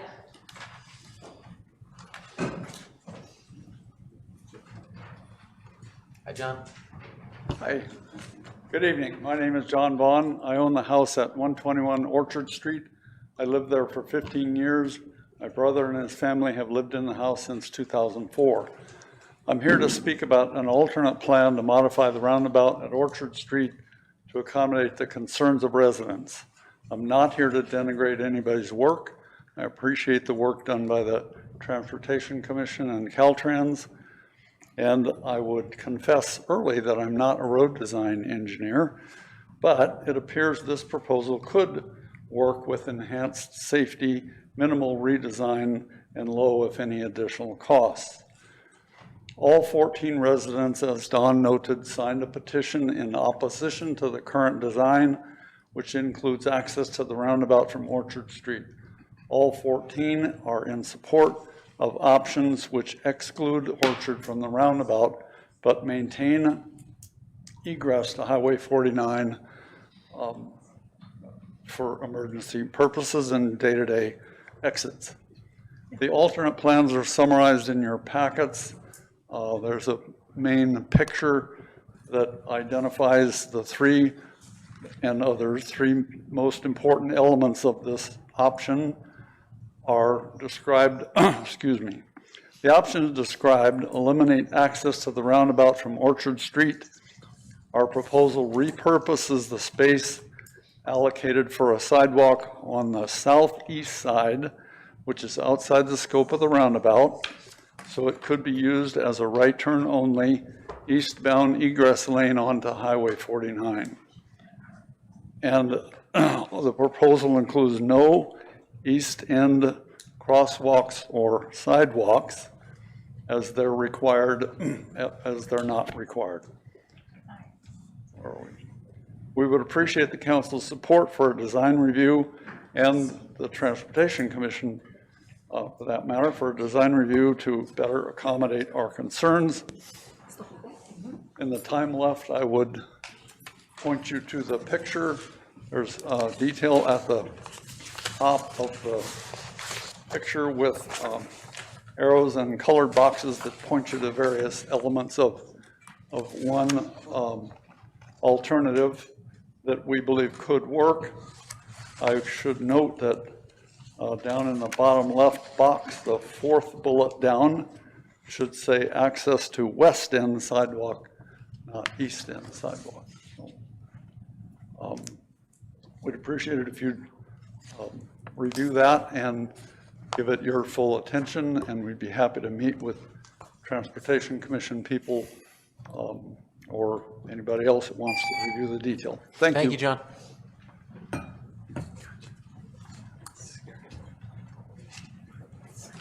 Mr. Mayor, Mr. Vice Mayor, and honorable council members, I'm Kathleen Butts Berardi. I live at 519 Coyote Street. I've lived there since 1981. And in the years that I've lived there, when I originally moved in, there was parking on the street in front of my house. Soon there was a red curb on both sides of Coyote Street, which was probably appropriate because it's very narrow. There are approximately 9 or 10 driveways between Dean Alley on Coyote Street and Highway 49. That's in literally two blocks of Coyote Street. 9 different residences are trying to access their homes, getting in and out. It has become very clear to me that it is extremely dangerous. I've had some near misses. Unfortunately, my house is just over the rise from the stop sign, and there have been multiple incidences of cars blowing through the stop sign at Coyote and Alexander Street and going way too fast as they go down Coyote Street, really using it as a frontage road. So I would just want to remind the council that over the years, with the construction of the Rood Center in 1987, thereabouts, with the Forest Service in its present location, with the fire station construction on the opposite side of Highway 49, and now with the planned new courthouse, if that should materialize, the increase in volume on Coyote Street has been horrific, and it truly is dangerous. That is my main issue. The secondary issue is just preserving the beauty and the picturesque aspect of one of our old neighborhoods. And I think what we have here is a perfectly good solution by closing and making a cul-de-sac when you have exit 186 just around the corner. Most of the people coming down Coyote Street, judging from the traffic, are coming to and from the Highway 49, and all they would have to do is come around to exit 186, exit there, and then they can go into town if that's where they're headed. But it seems to me it deserves some consideration because the safety is not going to be enhanced by what has been proposed, in my view, with the new left turn lanes coming from both aspects of 49. So I ask you to consider our concerns, and thank you very much for your time. Thank you.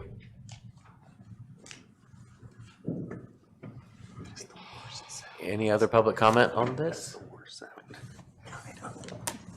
All right, seeing none, back to the table. Questions for these gentlemen? I have some. I think this is for both Dean and for Mike. Can Orchard Street and Coyote Street be turned into cul-de-sacs without the approval of the California Transportation Commission? Yes. Yes. Yes. Good. Yes. Thanks. If we were to make a modification to eliminate the Orchard Street roundabout, what do we risk? Because the ATP grant was approved by the California Transportation Commission, and that would be considered a major scope change from what we were approved and what we, sold as the benefits of the project. We would have to meet with the California Transportation Commission staff give them the rationale for why we're changing the scope of the project and propose an alternative that attempts to maintain the benefits that initially were submitted in the grant. So that is something that could be done. Would we have to renegotiate the grant? There's potential if you do a scope reduction, they may try to reduce, if they say that scope reduction that you're proposing still meets the needs and the benefits of the grant, they may reduce the attempt to say you should reduce the grant funds that were awarded by an appropriate amount for that scope reduction. And one more question on this line of thought, would that delay construction? I don't think it would delay construction because it would be relatively easy for the design team to design, enhanced crosswalks with rapid flashing beacons at that location, and would be, less of a footprint than what was already, studied under the environmental document. So I think that could be done. Was it the intention of the roundabout at the top of Orchard Street to prevent access from Highway 49 to Orchard Street? I know we've got it listed as a one-way street, but I know that both residents and delivery trucks regularly go south on Orchard Street. Yeah, no, the intent was just to maintain the existing traffic movements. So we maintained Orchard as a one-way street coming out, and kind of, people can do anything if they put their mind to it, but the deflection of the roundabout would tend to prevent people, make it harder to make that wrong way turn. Right. Well, I think it's clear that the multimodal plan considered the safety of pedestrians and motorists and bicyclists along Highway 49. I'm less clear that it considered the impact on the safety of residents of Orchard Street or Coyote Street or the serenity of those neighborhoods. And that is a concern to me.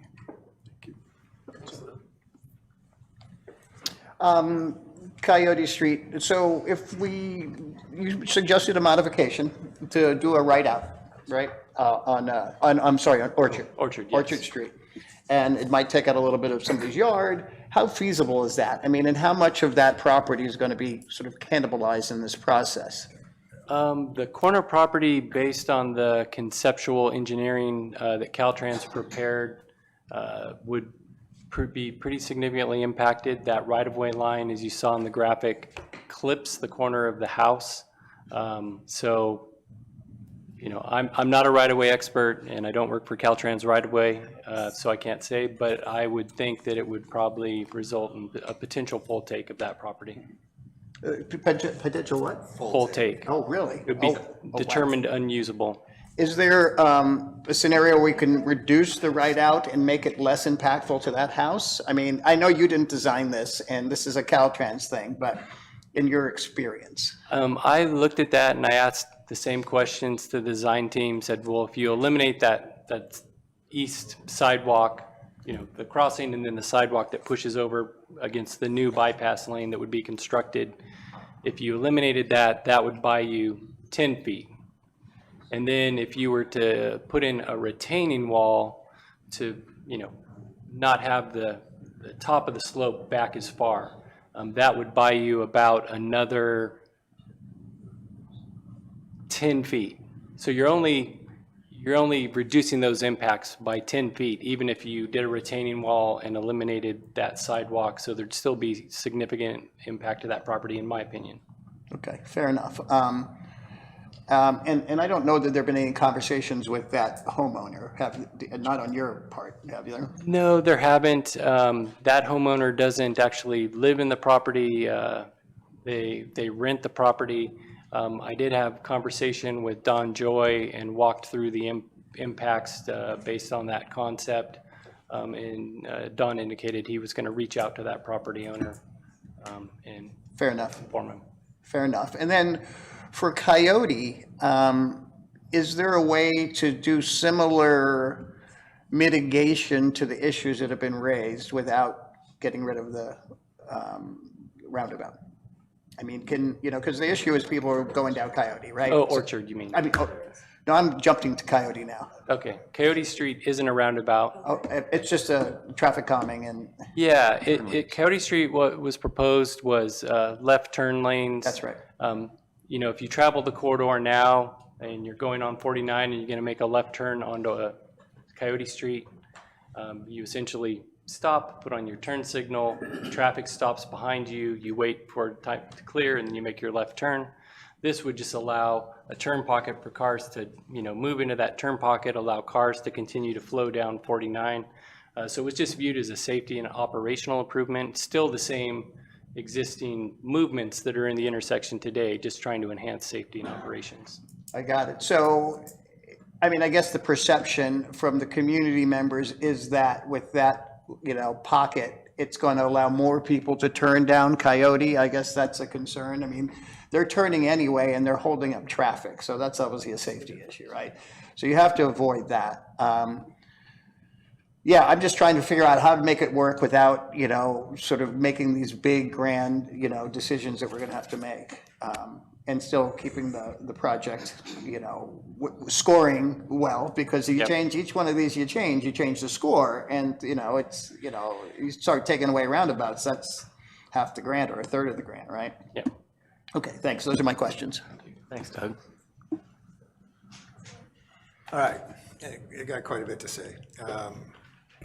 Thank you. Thank you all for being here. I sometimes talk about what a pain it is to try and lead a community of activists, but it really matters to me that you care. So thank you. You know, one of the things that we do up here that's probably, I think, the most difficult thing that we have to do up here is make decisions on behalf of our entire community. We gather the information, we work, and I really respect my colleagues because we do understand. We hear from neighborhoods, we hear sometimes from one person, we hear sometimes from 50 people, but we still are charged with making the best possible decisions for our community. And that's what we're going to end up trying to do here. And it's not probably going to make, well, I don't want to say it's not going to make anyone happy, but this is an extremely complex project that has many moving parts, and traffic is a big deal, and it's going to impact all of us. So I have a number of issues, and I want to start with the project design. I have a couple criteria, and I'm just going to say, okay, I've designed and built 4 roundabouts and designed 6 more. I get roundabouts. I support roundabouts. The other thing I really support is pedestrian safety. When, you know, the role of local government is public health and safety. I, for one, and I want to be careful how I say this, but you know, our strategic plan talks about the nexus of preservation and progress. 49 corridor is changing, whether we do anything about it or not. So we're looking at the intersection of 20 and 49, which, if you want to ask me, a place that really needs to be improved. I almost died today trying to get off Coyote coming down 20 on your vaunted exit 186. That's a dangerous intersection. That is really dangerous. And I got cut off and had to go all the way, because you get cut off, you're getting off a Gold Flat. Yep. You know, and that happened to me today. So I'm not, you know, the 186 piece, but I support this project for the most part. I have a lot of thoughts about it, but this is the right project. We're getting a courthouse somewhere. We've got the changes at the intersection of 29 and 40. The Root Center is there's a new facility going in at the Root Center, the mental health facility. These things are, and the courthouse, these are things that we do not control. These are things that are happening no matter what we do. So I think that from my perspective, I'm going to step into that and understand that. And so I look at pedestrian safety, but I also look at the economics of this. And yeah, economics, yeah, the courthouse goes over there, so do all those jobs out of downtown. How do they get back? How do we get those people into town? How do we get the pedestrians that need to go back and forth to the Root Center, need to go back and forth to the jail? How do we get them across safely? Because it's critical. These are people that are local citizens, they are visitors, and they are people who spend money in our community, and we need to keep that in mind. So that's one of the pieces of it. So I want to talk about, I will talk about Coyote in two pieces, but the first piece is I understand what you're doing at Coyote Street by creating the left turn lanes, because we don't know if the courthouse is going to go in there, and nobody wants to build something that has to be torn out because a new facility is going there. So I appreciate your thoughtfulness on that, because the worst thing that happens is we hear this all the time from people that don't like local government. Oh, you just built it and you tore it out, and and we're not going to do that. So I appreciate that very much. I support the intersection of North Bloomfield and East Broad. I do like Chuck's comments about the width of the crosswalks. Otherwise, you need to think about islands in the middle, because that is a long haul. And I do appreciate that, Chuck. I think that's a good idea. Okay, so I'm now going to jump to Cement Hill, because I think Cement Hill is actually an ideal location for a roundabout. And for a variety of reasons. First of all, the space is there, the room is there, but I'm with you, Will. It has to be able to handle evacuation traffic. I get that. But also when we look at what we've got over there with Hirschman Pond and the possibility of the Mellow Pello property, that we have a major recreation site that's developing there, and we've got to get pedestrians into that location as well. And then I'm going to go to Orchard Street because, John, I agree. And Doug, I've designed roads. These roads aren't built yet. These things are floating in space on somebody's computer. They can be tweaked, they can be moved, they can be adjusted. I think that the right turn out of Orchard Street, right turn only out of Orchard, so that it is not contiguous and will not allow vehicles to travel up Orchard Street and enter the root center, is critical to this. I really believe that. I actually believe that Orchard, no matter what happens, whether you do a Caltrans exit or we do it, needs to be a right exit only. I almost had a head-on collision. Because why did that happen? Because of the number of people that like to turn onto Orchard Street from 49. The number of delivery vehicles that use that as a two-way street. It's barely a street at all. I get it. And we should not do anything that encourages increased traffic in that neighborhood. So the one place that I really am insistent about a change is that. So that's a big piece of it for me. I also I really think, and I look at all this, I'm really glad my term is up in 2028. When you start building a courthouse, at the intersection of 20 and 49, 3 other intersections, and the mental health facility at the county that are all scheduled to go in the same 3 to 5 year window. That's what's going to happen on 49. I really think that needs to be understood and taken into consideration. If you're going to wipe out less than a mile of road for several years trying to get this right. And we need to get this right because we're going to live with it for 20, 30, 40 years. So I'm really concerned. And then I'm going to go to the neighbors, and I'm really going to, so one of the things we do a lot here when we're really on it is we learn a lot. I took on fire at the request of the mayor some years ago, and I get really serious when I get into this. Thank you, Luce. Thank you, Doug. Thank you, Adam. We've all shed blood on that one. I'm not closing any roads. I have the report here from, this one was from the national, this was, let me get to my study. So several reports were done on Paradise after that fire. And the number of people that died because of dead-end roads and cul-de-sacs, eliminating two-way exits for evacuation. It's essential that we leave every opportunity for evacuation open for everyone. And I'm adamant about that. I couldn't live with myself closing roads, understanding the impact. This is the deal. We don't know where fire's coming from. This is the thing everybody wants. Well, just tell me where to go. Just tell me where to go. Well, I hear the sheriffs. I like the sheriffs a lot. We don't know where the fire's coming. As soon as we know where the fire is, we'll tell you where to go, because you can't know until that happens.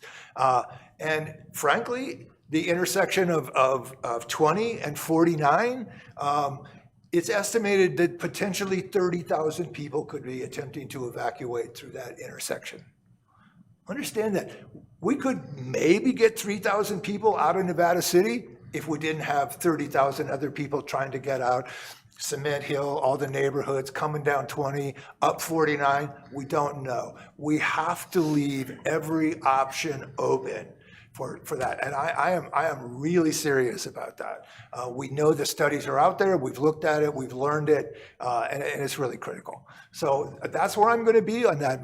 There's 4 other people that vote here, but I am sorry that if that is upsetting to you and disturbing to you, but I can't live with myself if I'm going to do something that I believe creates such a risk to our neighborhoods. And I really believe that it's possible. The other thing I want to say to you about traffic, and I've been through God, how many times I've driven through Coyote in the last month or so. Where you guys want your traffic to go? Right. Whose neighborhood do you want to send it to? Right. Because it's squeezing a balloon, when you squeeze a balloon, the traffic's still there. You might have closed it off there, but you haven't stopped the volume.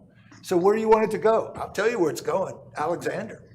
You're going to send that traffic down Alexander. The people that used to go through are going to go down Alexander. They're going to get off the freeway, try and go where they're going to go through Alexander. You can't move that traffic around. You have to be really sensitive.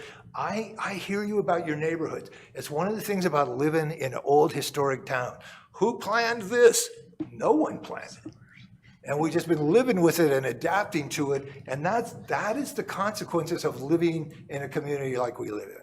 So those are my comments. I really want to see Orchard, the thing, that it's a big deal. I thank you for the work. I think that the pedestrian, the trailways on both sides, I think are so critical. I think acknowledging that stretch of road is changing, and it's going to change no matter what we do.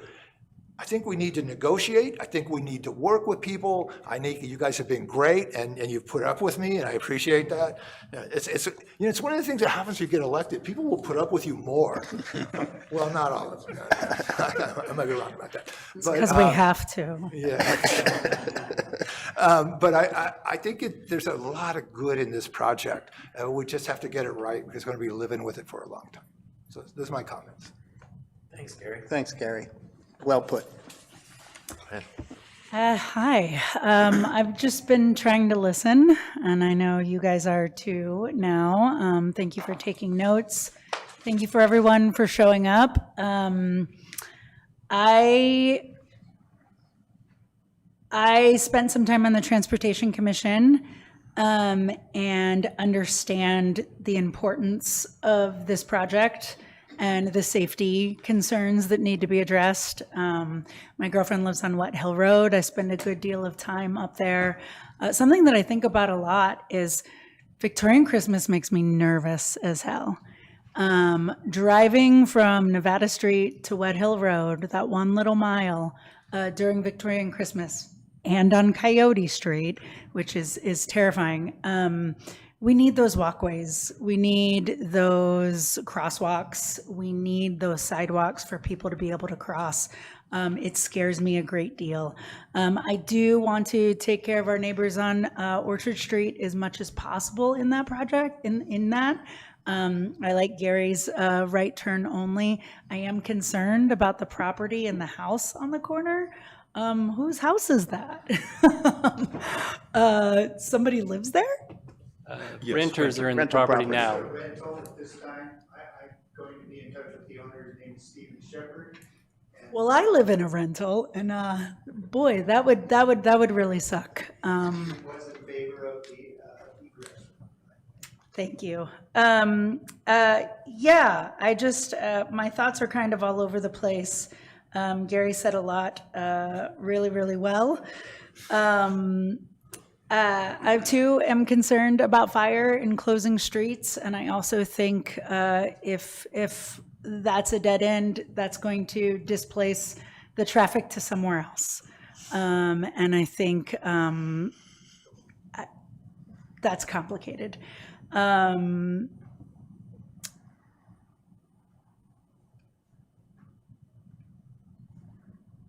Yeah, I want to echo Chuck Durrett's suggestions about the crosswalk area. Those crosswalks look really, really tight. I think moving them back and expanding them seems right. And that's what I got. Thanks, Daniela. What you got, Mayor? Yeah. It's so weird. I was going to say exactly everything Gary said. I know. I knew he was going to say it, so that's what I did. I appreciate you gentlemen taking down notes this entire time. We've heard some great ideas from the community, great ideas from the table, and I do appreciate that you seem to be taking this seriously. I think about how I drive when I'm in a town other than a town I've memorized. I could probably make my way through Nevada City with my eyes closed, but I'm not going to do that. But when I'm in a town I don't know, this is how people drive now. My phone's telling me which way to go, and sometimes it's telling me, go down this little road here. There's a sneaky little secret road over here. And we're hearing from people who live on those secret sneaky roads, and it's a bummer to live on those secret sneaky roads. I agree that the right turn only is the way to go on Orchard, and I'd kind of be into it on Coyote, if I'm honest, because as soon as there's a courthouse, as soon as the Root Center is expanding, like, people are going to be trying to take their sneaky little roads.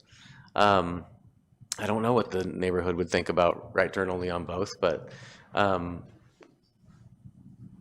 that's a frustrating one. That's a frustrating one. There's people on that street I care about a good deal. I think it was said that whole area is going to undergo crazy transformation very soon, and I think it's a good idea, since it sounds like we're taking the first bite of that apple, that we need to be as thoughtful as possible about what could come next, so we're not throwing money away. Yeah. Do you feel like you've heard things today that you're going to go to work tomorrow and be like, how could we do this? Yeah, and we've already been doing that since the open house. Right. And we do listen. That's how we got into this back in November of 2018, when the community came to us with concerns that we felt were real and said, what can we do to find a solution? So, listening to the comments, the right eastbound bypass lane, we had Caltrans design that concept to see what it would look like, what it would cost. I have some concerns with that one. And then, in terms of, no roundabout at Orchard, considered that, had a preliminary discussion with California Transportation Commission staff. They didn't say no right off the bat, which is promising. So, we can have further dialogue on that one and try to say how an alternative may still deliver the benefits. So that is an option that's still on the table. We still have to have those conversations, further conversations with the California Transportation Commission, and ultimately get their blessing. And, Coyote Street, the street closure, that's a Nevada City Council issue because it's a public roadway. So that one, we don't really have any say. Could you design the Coyote Street intersection and leave it as is and not have the left turn pockets? You could, but it doesn't make a lot of sense. Mike, Commissioner Ceci. could you make the left turn pocket only to Upper Coyote? I know the fire trucks and equipment going up to the fire station could very well use that left turn pocket. But I think the concern from Lower Coyote Street is the southbound left turn pocket. You could do that. You would still have the left turns onto Coyote. They would just stop traffic when they made the left turn. So in my opinion, it doesn't really change operations much. That's what we have now. I think what we've heard here is that, we want to exhaust any design kind of modifications before we start talking about permanent closures, right? And so you guys have great marching orders from us, I think, right? If I could, no matter how you look at roundabout or no roundabout at Maidu and Orchard, that it needs to not be a pass-through. Yes. So like if you were to decide to do a signal so that you could get a green light to go from Orchard onto Maidu, that's the concern. Yeah, I don't think it would be a signal. It would probably just be enhanced crosswalks with rapid flashing beacons at that location. Just want to be clear. Yep.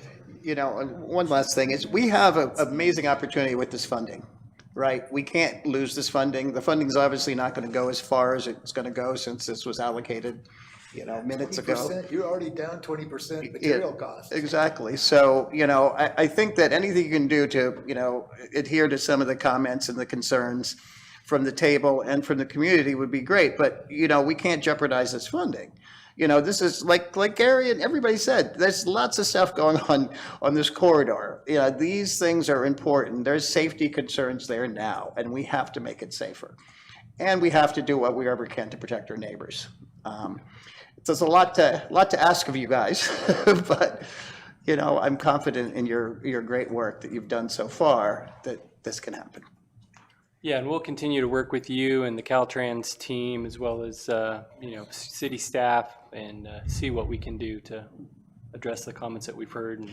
Yeah, and then we have to figure out where the money's coming from. Yes, the grant funds are what we got approved is all we got approved for. Anything above and beyond that, you can't ask for another bite at the ATP apple. They expect you to get that money from somewhere else. So, Yeah, but you can do that. Not maybe. Gary believes in you, Mike. Depending how big of a bite at the apple you are asking. Yeah. Well, thanks for trying. On that thought, Mike, I want to congratulate you and your team for securing this grant. I know we're competing against much larger, much more populated counties to get this money, and we're lucky to get it. And we're lucky because we have you to argue for us. Anyhow. Thank you. As far as pedestrian safety, it seems like a home run. You've done an excellent job with that. There's some other issues that I think we still need to nail down. Yeah, I think in the end, we're going to have a great project and really transform the corridor into something that works for the community and makes it safer and accessible. Amen. So we'll get to the finish line. We will send you Valentine's. And preserves the serenity of those neighborhoods. And preserves I like the dark serenity. chocolate. As much as possible. Noted. As much as possible. Yeah. And I suspect everyone is going to keep showing up as well. So Yes. we'll meet back here. Yep. Thanks, you guys. Appreciate it. No, it would be good. Okay. We are going to take another bio break before our final item of the night.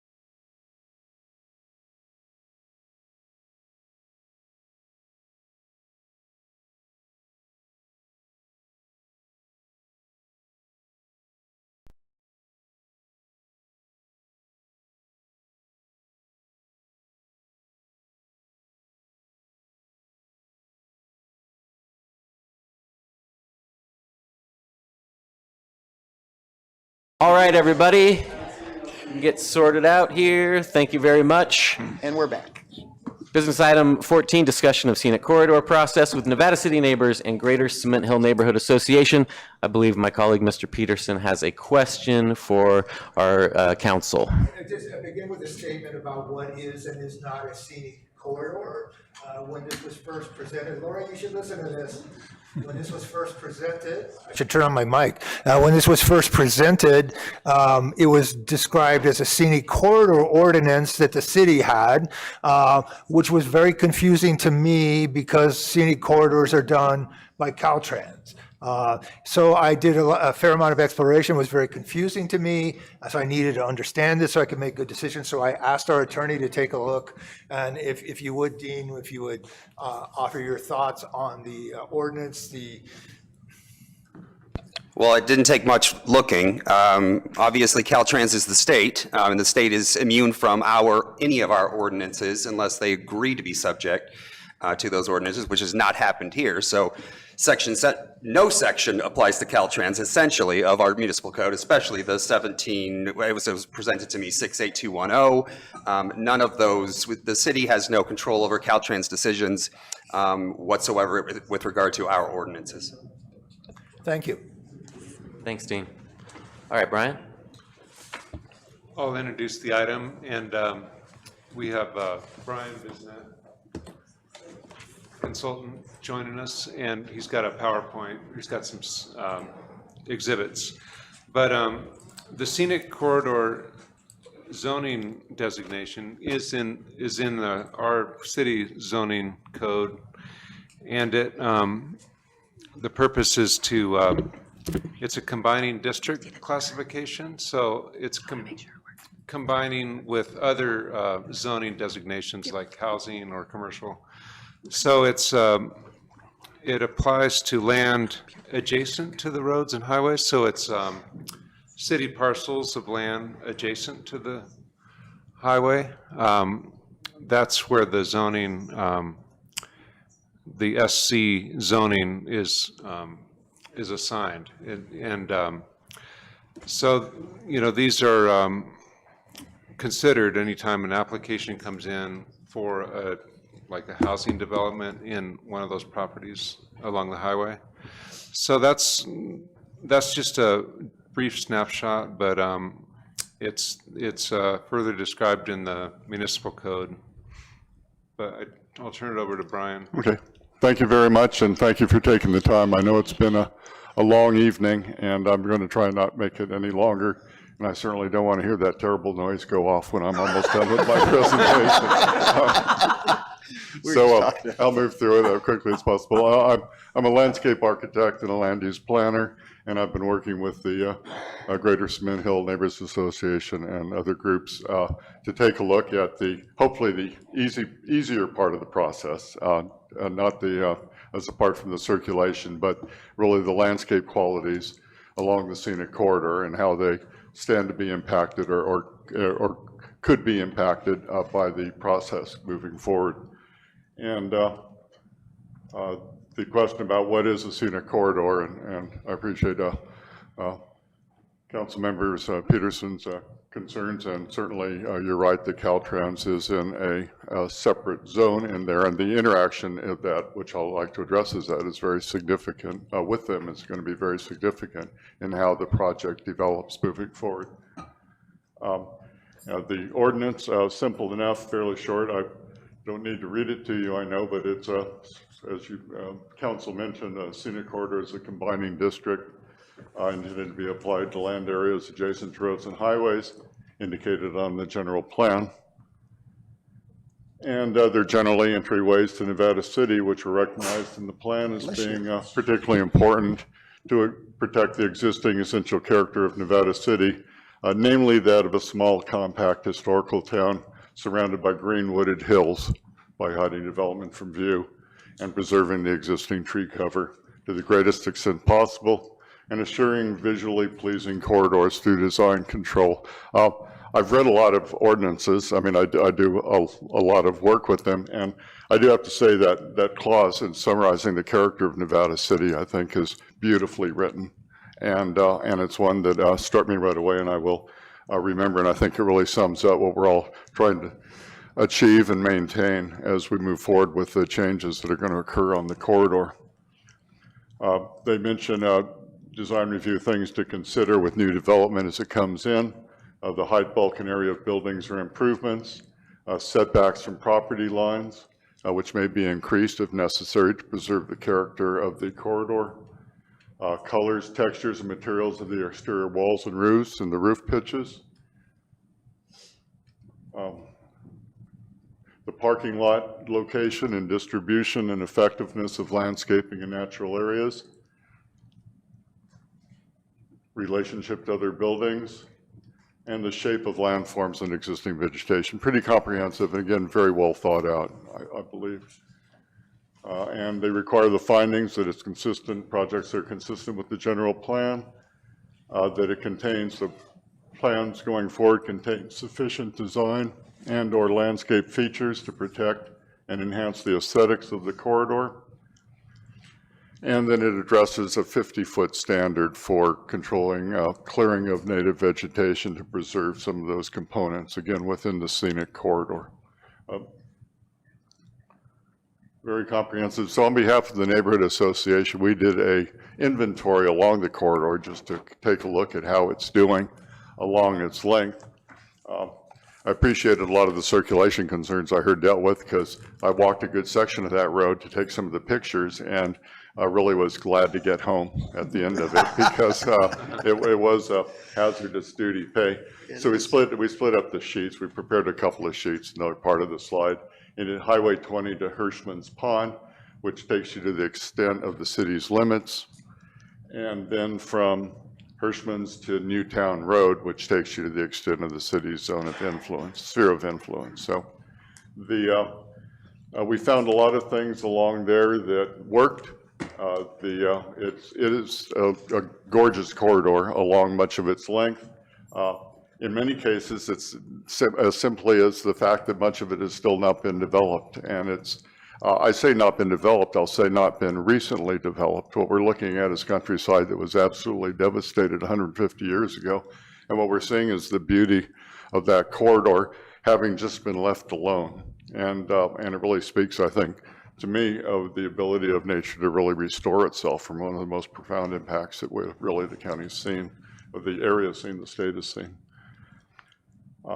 Also, we have the protection left by those elegant designers, the miners, of the hydraulic berms that were by some, I think, thoughtful engineering when many of the road improvements were done have been left in place, both as the significant historic resource that they represent, but not incidentally, they do provide great screening from things that lie behind them. And they are, in the areas where they exist, rather a brilliant technique to use along the corridor to enable development to occur and not impact the scenic qualities. Topography as well, where there's grade breaks and development is placed on the other side of a significant down or upgrade break, you can see natural screening occur and the opportunity then that for development to not impact the scenic qualities at all. And in many cases, we do see development have taken advantage of the wood tone fencing and visually recessive materials that make it possible for, that minimizes the visual impacts of development in the corridor. So a lot of things along there working, but most importantly, perhaps the opportunity where it still exists for tree and shrub screening. The trees and shrubs working together, as you can see along the corridor. In many areas, the trees are necessarily being limbed up to reduce fire hazard, understandably so, where there's still understory vegetation to work in tandem with the trees. We see a fairly thick and nuanced coverage of vegetation that is very effective in maintaining those qualities along the corridor. Some things that work doesn't, there's existing structures left on screen, although probably not a great picture because this may well be a historic building anyway, and we should perhaps try and frame it rather than screen it, because I think it may with the proper treatment add something to the corridor. But there is a lot of existing development that has preceded the scenic corridor designation, and certainly takes away some of the values. New development with insufficient screening. There is landscaping around the county improvements at the solar fields and the housing that was provided there. However, the design decision, in my view, that brought the parking lot to the front of the building and left a relatively thin stretch of landscaping that will eventually break up the lines of the building to some degree. I think that the opportunities for screening and protection of the scenic corridor could have been dealt with perhaps more thoroughly with the design of that structure, as well as the solar fields next door. But we have that conversation, or have had that conversation with county, and there are opportunities to enhance the screening along that as well, and we want to proceed with those. But again, probably more significantly, where you do see the treatment, and I'm aware that Caltrans is not a partner or is not obligated or constrained or controlled in any way by the scenic corridor ordinance, but the fact is the Caltrans right-of-way and the scenic corridor area outside of the right-of-way have worked together for generations to produce the visual qualities that we value along the corridor. But the maintenance, the suggestions for fire safety to masticate the understory and then limb up the trees have opened up a lot of, minimized the screening capacity of the vegetation and impacted then the character of the scenic corridor where that is occurring and does not have significant screening in the behind the Caltrans right-of-way to compensate and provide the screening at ground level.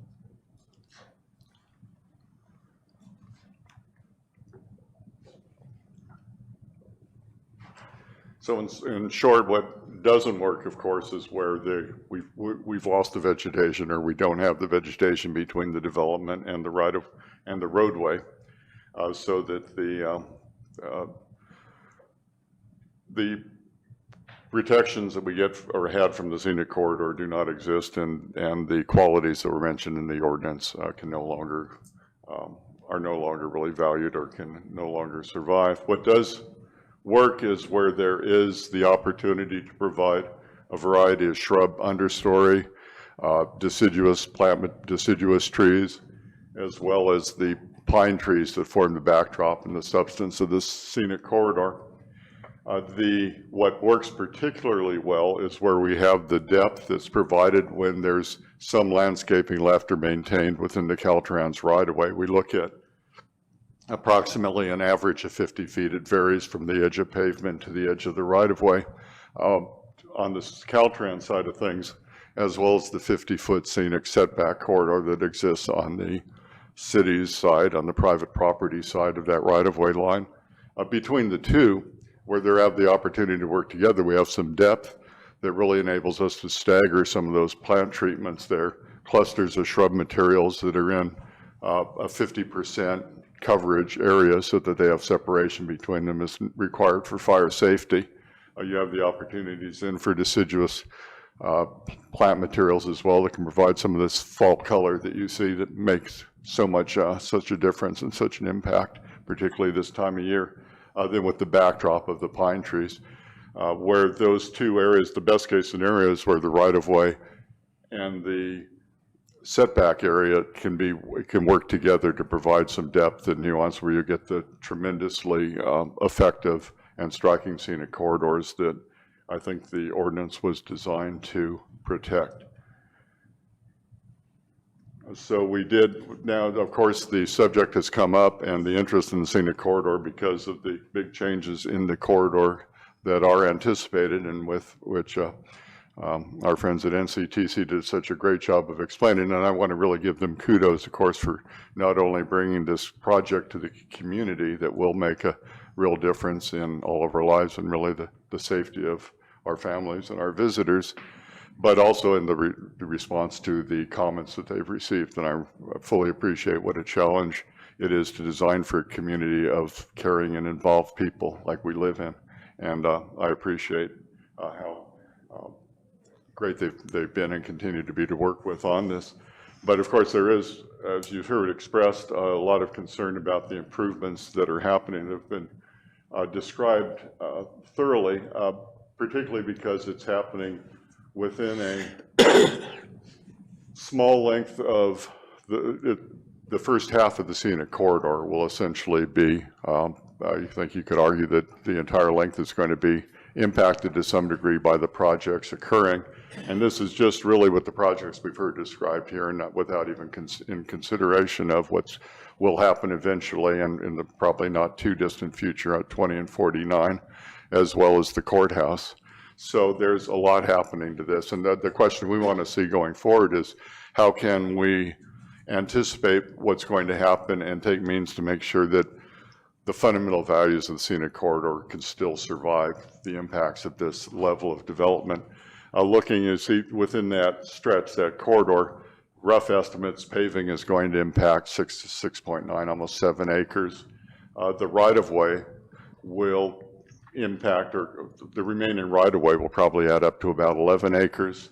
And then the setback areas, of which the city is involved and has some say, will take another 8.5 acres. So you see, the scenic corridor itself is a combination of these three ingredients here, and the ability to which perhaps even a partnership between, or some level of cooperation and interaction between the city and Caltrans to design that together gives us 20 acres, doubles the amount of landscape of screening of scenic corridor quality at the end of the day for a project like this. So that's why we think it's such an important conversation to have at this time.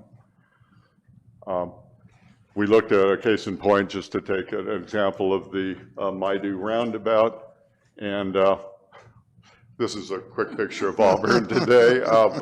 Just in fact, for some reason, and I drive that, I lived in South County, and so I drive that all too often, which is getting, that's not sped up any with the installation of the roundabout, but there's a lot of other factors there on Highway 49. But the fact is that the decision to pave both the center of the roundabout and the median is one that I personally, as a designer, found inexplicable, and I see no signs of anything positive occurring in the right-of-way either. So it's kind of sobering as a resident who drives there and who's driven up and down that road for 30 years and have seen what's continues to happen to it. But there's other solutions that can be involved that we can, and I think at this point should consider going forward if we want to make this, the end result, be as successful as I believe it can be. And one would be landscaping in the center rather than a mound, as we saw in Auburn, of concreted rock. We can also look to treating the medians with plant materials there, and they could be shrubs, they can be deciduous trees. We have a lot of possibilities there that could serve to visually break up that tremendous width. It basically visually then would cut the width of and the visual impact of the paving in half by dividing it with the landscaped median. Planters on the perimeters to further soften the amount of concrete that runs through the heart of the scenic corridor. And then to the extent that the scenic corridor, but the right-of-way and the setback areas can work together to bring shrubs and deciduous trees within the right-of-way, again with the spacing required for fire safety, and to get the interplay of plant materials, low shrubbery, deciduous trees for fall colors, the background of the backdrop of the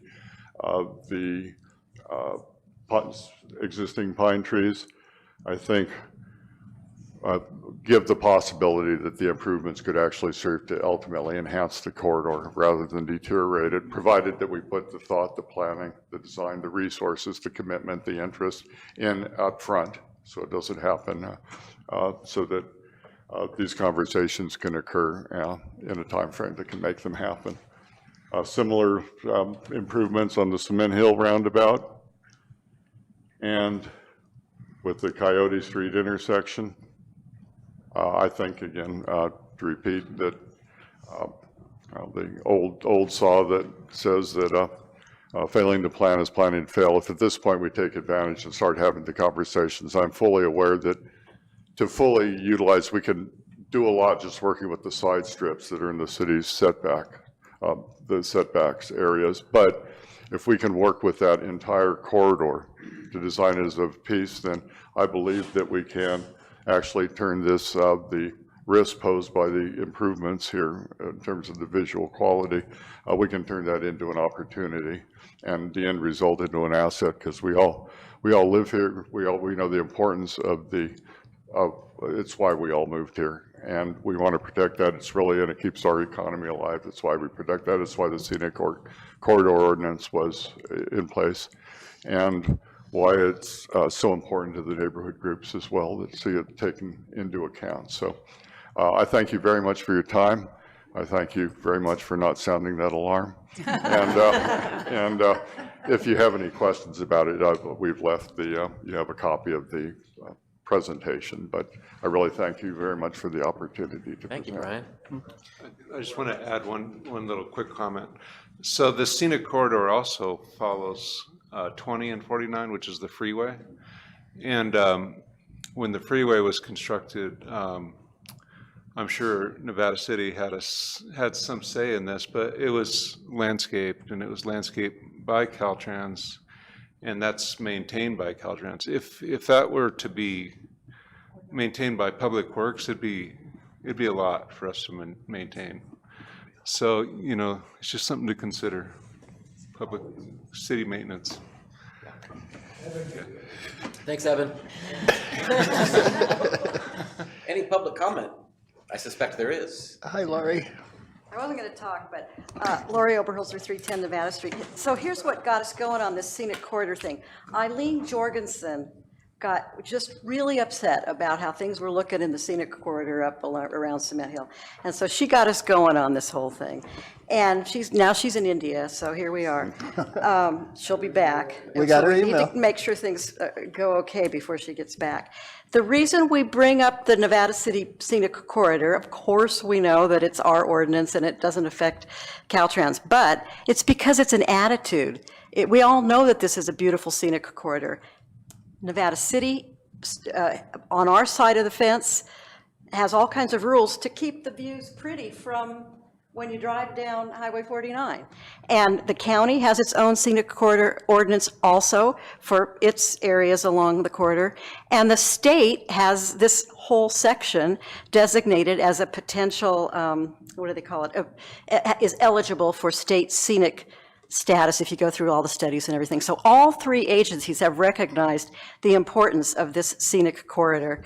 And it is an attitude, and maybe we have slipped on it a little bit lately. And now's an opportunity to do the right thing as all of these things are going to be happening. And Brian, thank you for showing us how we could possibly do it. And no, I don't think the city should pay for the landscaping or maintaining it. Caltrans should absolutely do it. And so let's work on it with NCTC. Thanks, Lori. Brian's going to make that happen. Any other public comment on this? All right. To the table. Brian, do you want to? Stick around for questions. Oh, there are questions. Two Brian's better than one. Yeah, well, exactly. Stick with the duo. Brian on the left. Is there a supply of water to the center of those roundabouts? No, we would, like, for the freeway, Caltrans has a water meter. They purchase water from the city. For Highway 49, there's no water currently. We could provide water. City water is available. Plumbed, or would we be trucking it in? Or? No, we would have to pipe it and meter it. Uh-huh. Okay. It could be the same as the freeway with a Caltrans meter. Okay, thanks. I think that Mike said that you were talking about plumbing it and setting it up for irrigation, right? Sorry. I'm sorry. Yeah, that is definitely a possibility, but would require negotiations between the city and Caltrans on maintenance of the vegetative features within the roundabout. You know, I was, driving the wonderful corridor now with the roundabouts on the way to Auburn, and I saw these guys. There was a row of guys throwing round boulders to each other, and that's what they did. They put these that was their beautification. If that's what's planned for our things, we're in trouble. So I appreciate Brian's work. I appreciate the neighbors and bringing this to our attention. And yeah, this is something we should pay attention to, since, that road's going to be cannibalized, by a lot of projects. Yeah, Commissioner Fleming, if I may, Mike Woodman, NCTC again. Just wanted to be clear on the conceptual graphics on the roundabouts. Caltrans purposely left the center of the roundabouts void of any structure or vegetation because they didn't want to mislead the public on what would be going in there, because ultimately they'll be working with you on that decision.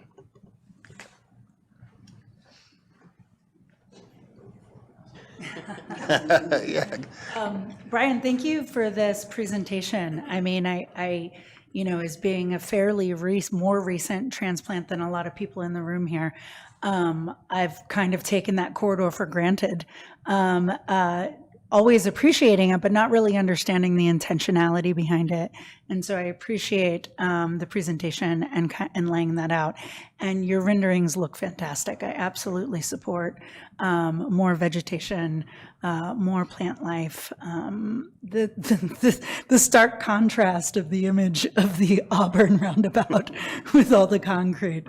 And I've driven it a few times, so it's you really feel the emptiness of it, and just that big open space. So I do think this is important, and I appreciate your work and sharing it with us. Okay, thank you. Yeah, beautiful work, Brian. I mean, really, I'm a huge fan of landscape architecture, and you just did some beautiful renderings there, so thank you. So much. And showing, as art does, it shows us the possibility. So good news and bad news, I had a long conversation with Caltrans about scenic corridors. And they're happy to work with the city and adopt design standards and everything else if they establish a scenic corridor. But there is no scenic corridor here. And so anything that we get out of this in those, and anything that happens along the edges, is going to be through negotiation. And they were real clear, we're happy to work with you, but the other thing, and this one's for you, Evan, but Caltrans was real clear that they are changing the standards for clearance on shoulders. And if you haven't figured that out, drive 20. All the money that's gone into 20, all the money that's gone into 49 is all evacuation planning. That's what those roads are. And they are looking at shoulders capable of taking automobiles, so you don't get the paradise thing when people dump their cars, that they have the widest possible right-of-ways. And the piece about the no clear cutting or stuff before 50 feet kind of flies in the face of that. I do appreciate, part of the problem we know is the undergrowth and the understory, and how that transfers flame, and I love the layered stuff. I mean, I'm a huge Piet Orloff fan, and how he uses layers and throughout the year to create those things. But those are also issues, if not managed right, that exacerbate the possibility for fire. So however we approach this, it still has to be front and center that we're doing that. But Caltrans is really widening their roads and their shoulders, and this is all about evacuation routes. So I want beautiful roads too, I really do. And I think there's some stuff that we can do, but it's going to be really either we get why don't we negotiate a real scenic corridor? That is one way to do this. I'm not offering anybody more work. We'll have plenty to do, but that, to take that on and say, this is a scenic corridor and what does that mean?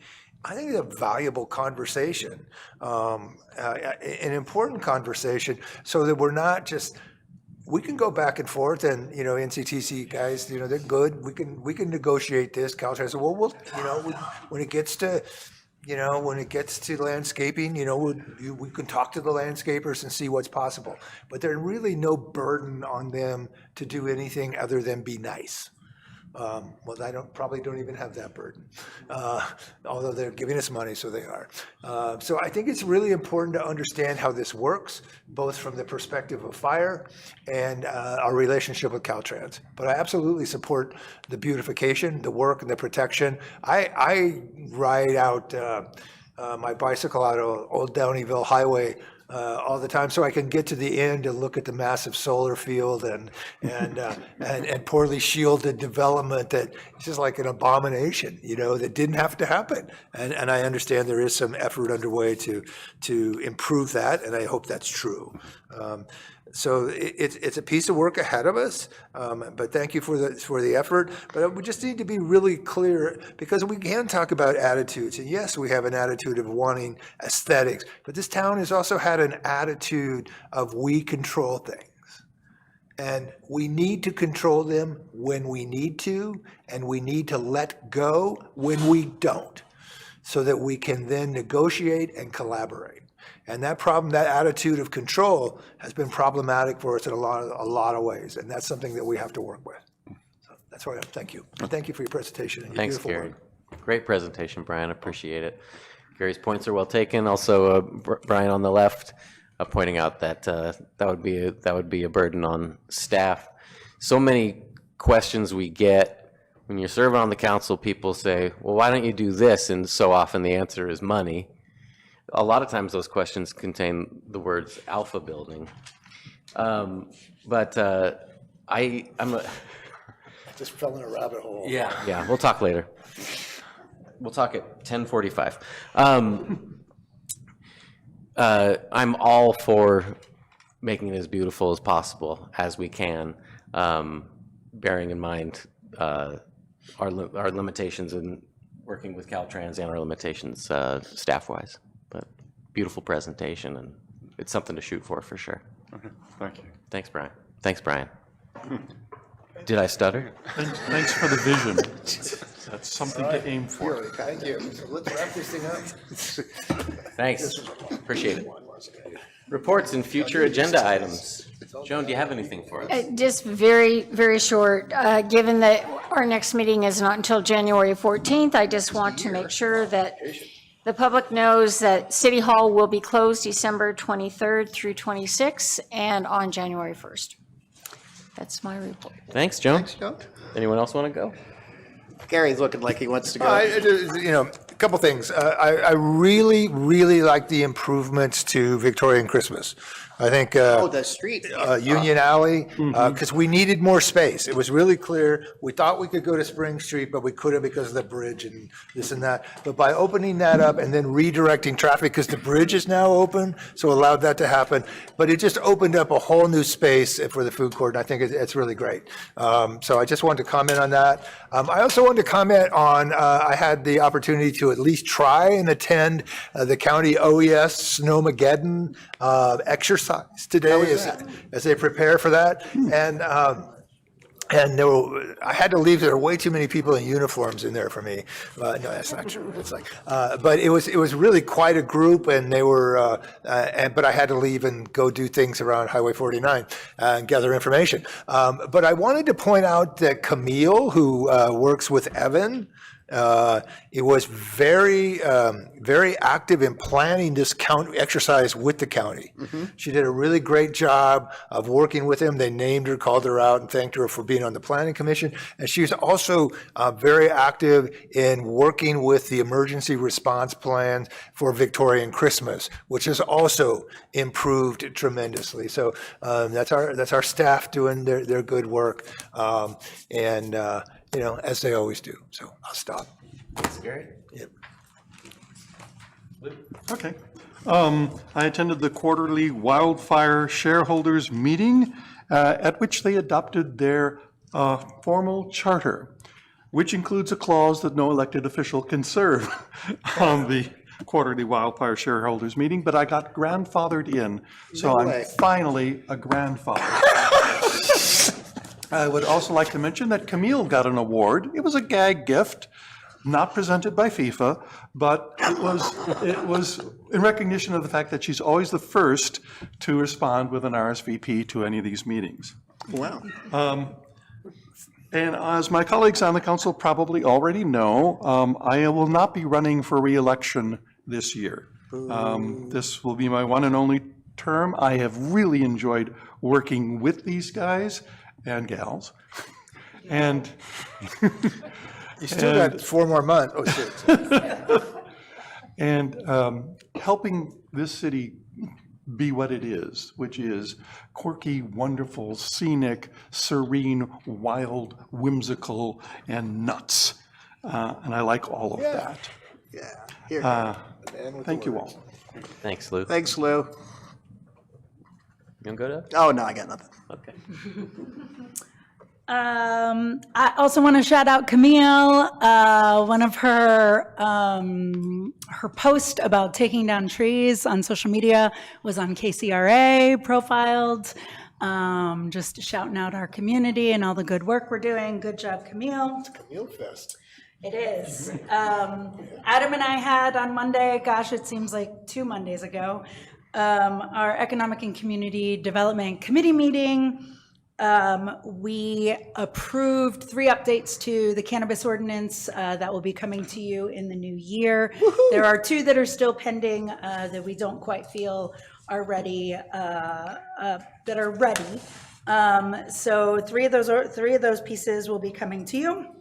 And we also got updates from staff. It was so nice to have our planning staff present and give such great updates on things like the housing element update, which we're moving in towards. We're going to likely couple that with some zoning code updating, some more on that. Eventually, we got updates on the ADU ordinance amendments and what that might look like moving forward with that, as well as tiny house on wheels, some info on that. So a lot moving forward with housing and just economic and community development. Today, with Mayor Klein, I attended the Grass Valley Nevada City Cultural District Culture Forward Arts Master Plan findings from the consultants who have been in our community for the last several months, talking to a lot of folks. A lot of really good information. I'm still sitting with a lot of it. It was so much information. And I heard it twice. Lucky me. We'll have more on that. We hope that they'll come and do a more formal presentation. This was just kind of an introduction into some plans. It's a really thorough master plan with multiple plans within a plan, and a lot of exciting opportunities for arts in our county. And then I'm going to take a minute to read something I wrote because this feels really important to me.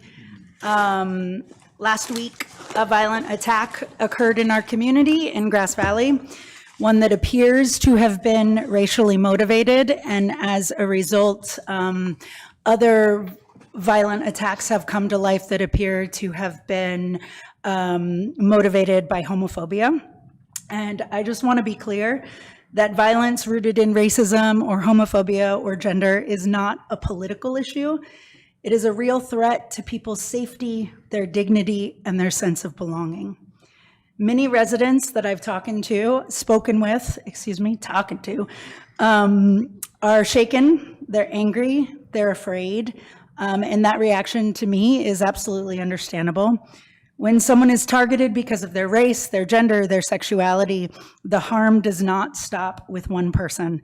It ripples outward, affecting entire communities and undermining the trust that allows a place like ours to function. This incident did not come out of anywhere, did not come out of nowhere. Across the country, racialized violence, homophobic violence, gender-based violence is becoming more visible, and in some places more normalized. Naming that, for me, is not divisive, but it's necessary. Silence and talking around the truth are what allow harm to take root. While the investigation continues and due process matters, I believe that moral clarity matters too. We can hold both at once. We can insist on facts and accountability while also being honest about the fear and trauma acts of hate create, especially for people who have lived with discrimination their whole lives. This is not only a law enforcement issue in from my vantage point. It's not just a leadership issue. It's a community responsibility. The culture that we tolerate, the behavior we challenge or excuse, or the way we show up for one another, they all shape what becomes acceptable here. So to those who are feeling targeted and unsafe, I just want to say that I see you, that you belong here, and that your safety is not negotiable. I am committed to working with local partners and community organizations, public safety agencies to prevent hate, support those impacted, and push back against the normalization of violence. We are not defined by acts of hate, but how clearly we confront them, and then by who we choose to stand by when it matters. That's it. Thank you, Danielle. Danielle. And thank you for your letter with Mayor Hodge and with the supervisor. That was really well done. And you know what? It's brought up a lot of other people's issues, you know? I mean, I get this a lot from my son at NU. I mean, it's a hotbed of racism over there and homophobia, you know that. Yeah. But thank you for bringing attention. And I think that this incident has brought a lot of people out of the woodwork to say, hey, this happened to me too, and here, and it's the collective, you know, understanding of how often this is going on, unreported or unknown, is really, really shocking. And frankly, like you're saying, it's scary. You know, this is not our community. We cannot accept this. So thank you for fighting the good fight. You're welcome, Doug. Thank you for saying that.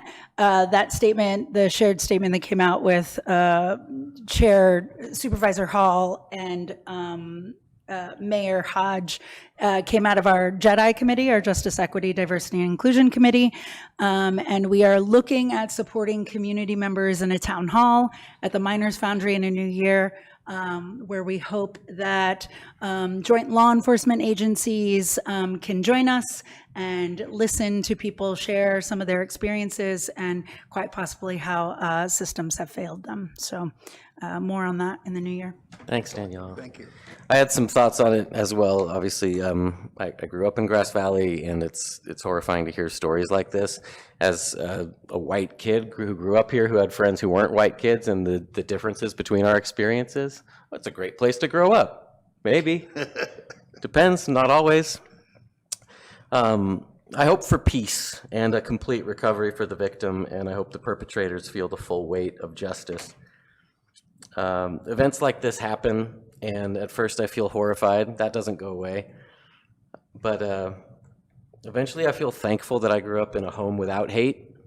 I wasn't raised to fear or resent people different from me, and that's a gift my parents and my older brothers gave me. Growing up in a community like this one that's so aggressively white, as a white kid, if you're not careful, it can warp your thinking a little bit.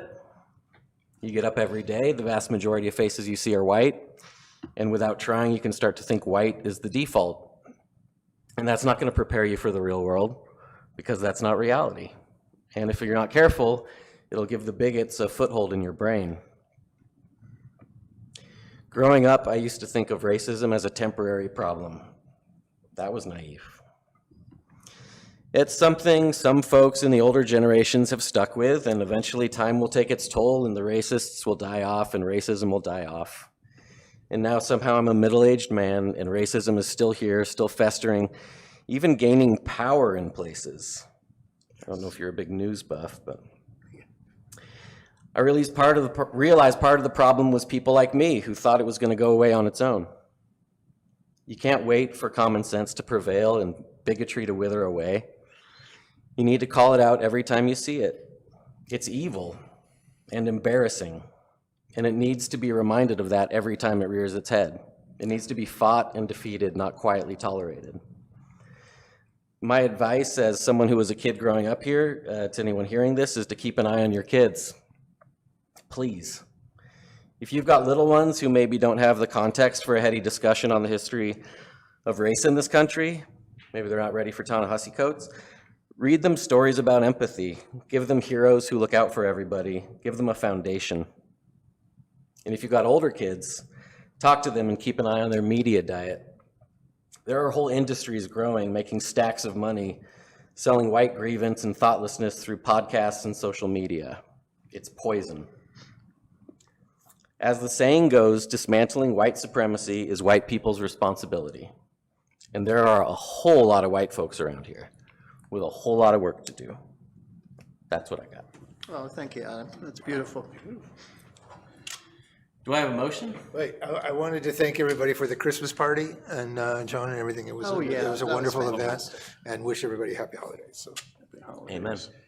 Happy holidays. I move- I move we adjourn. Second. Motion and a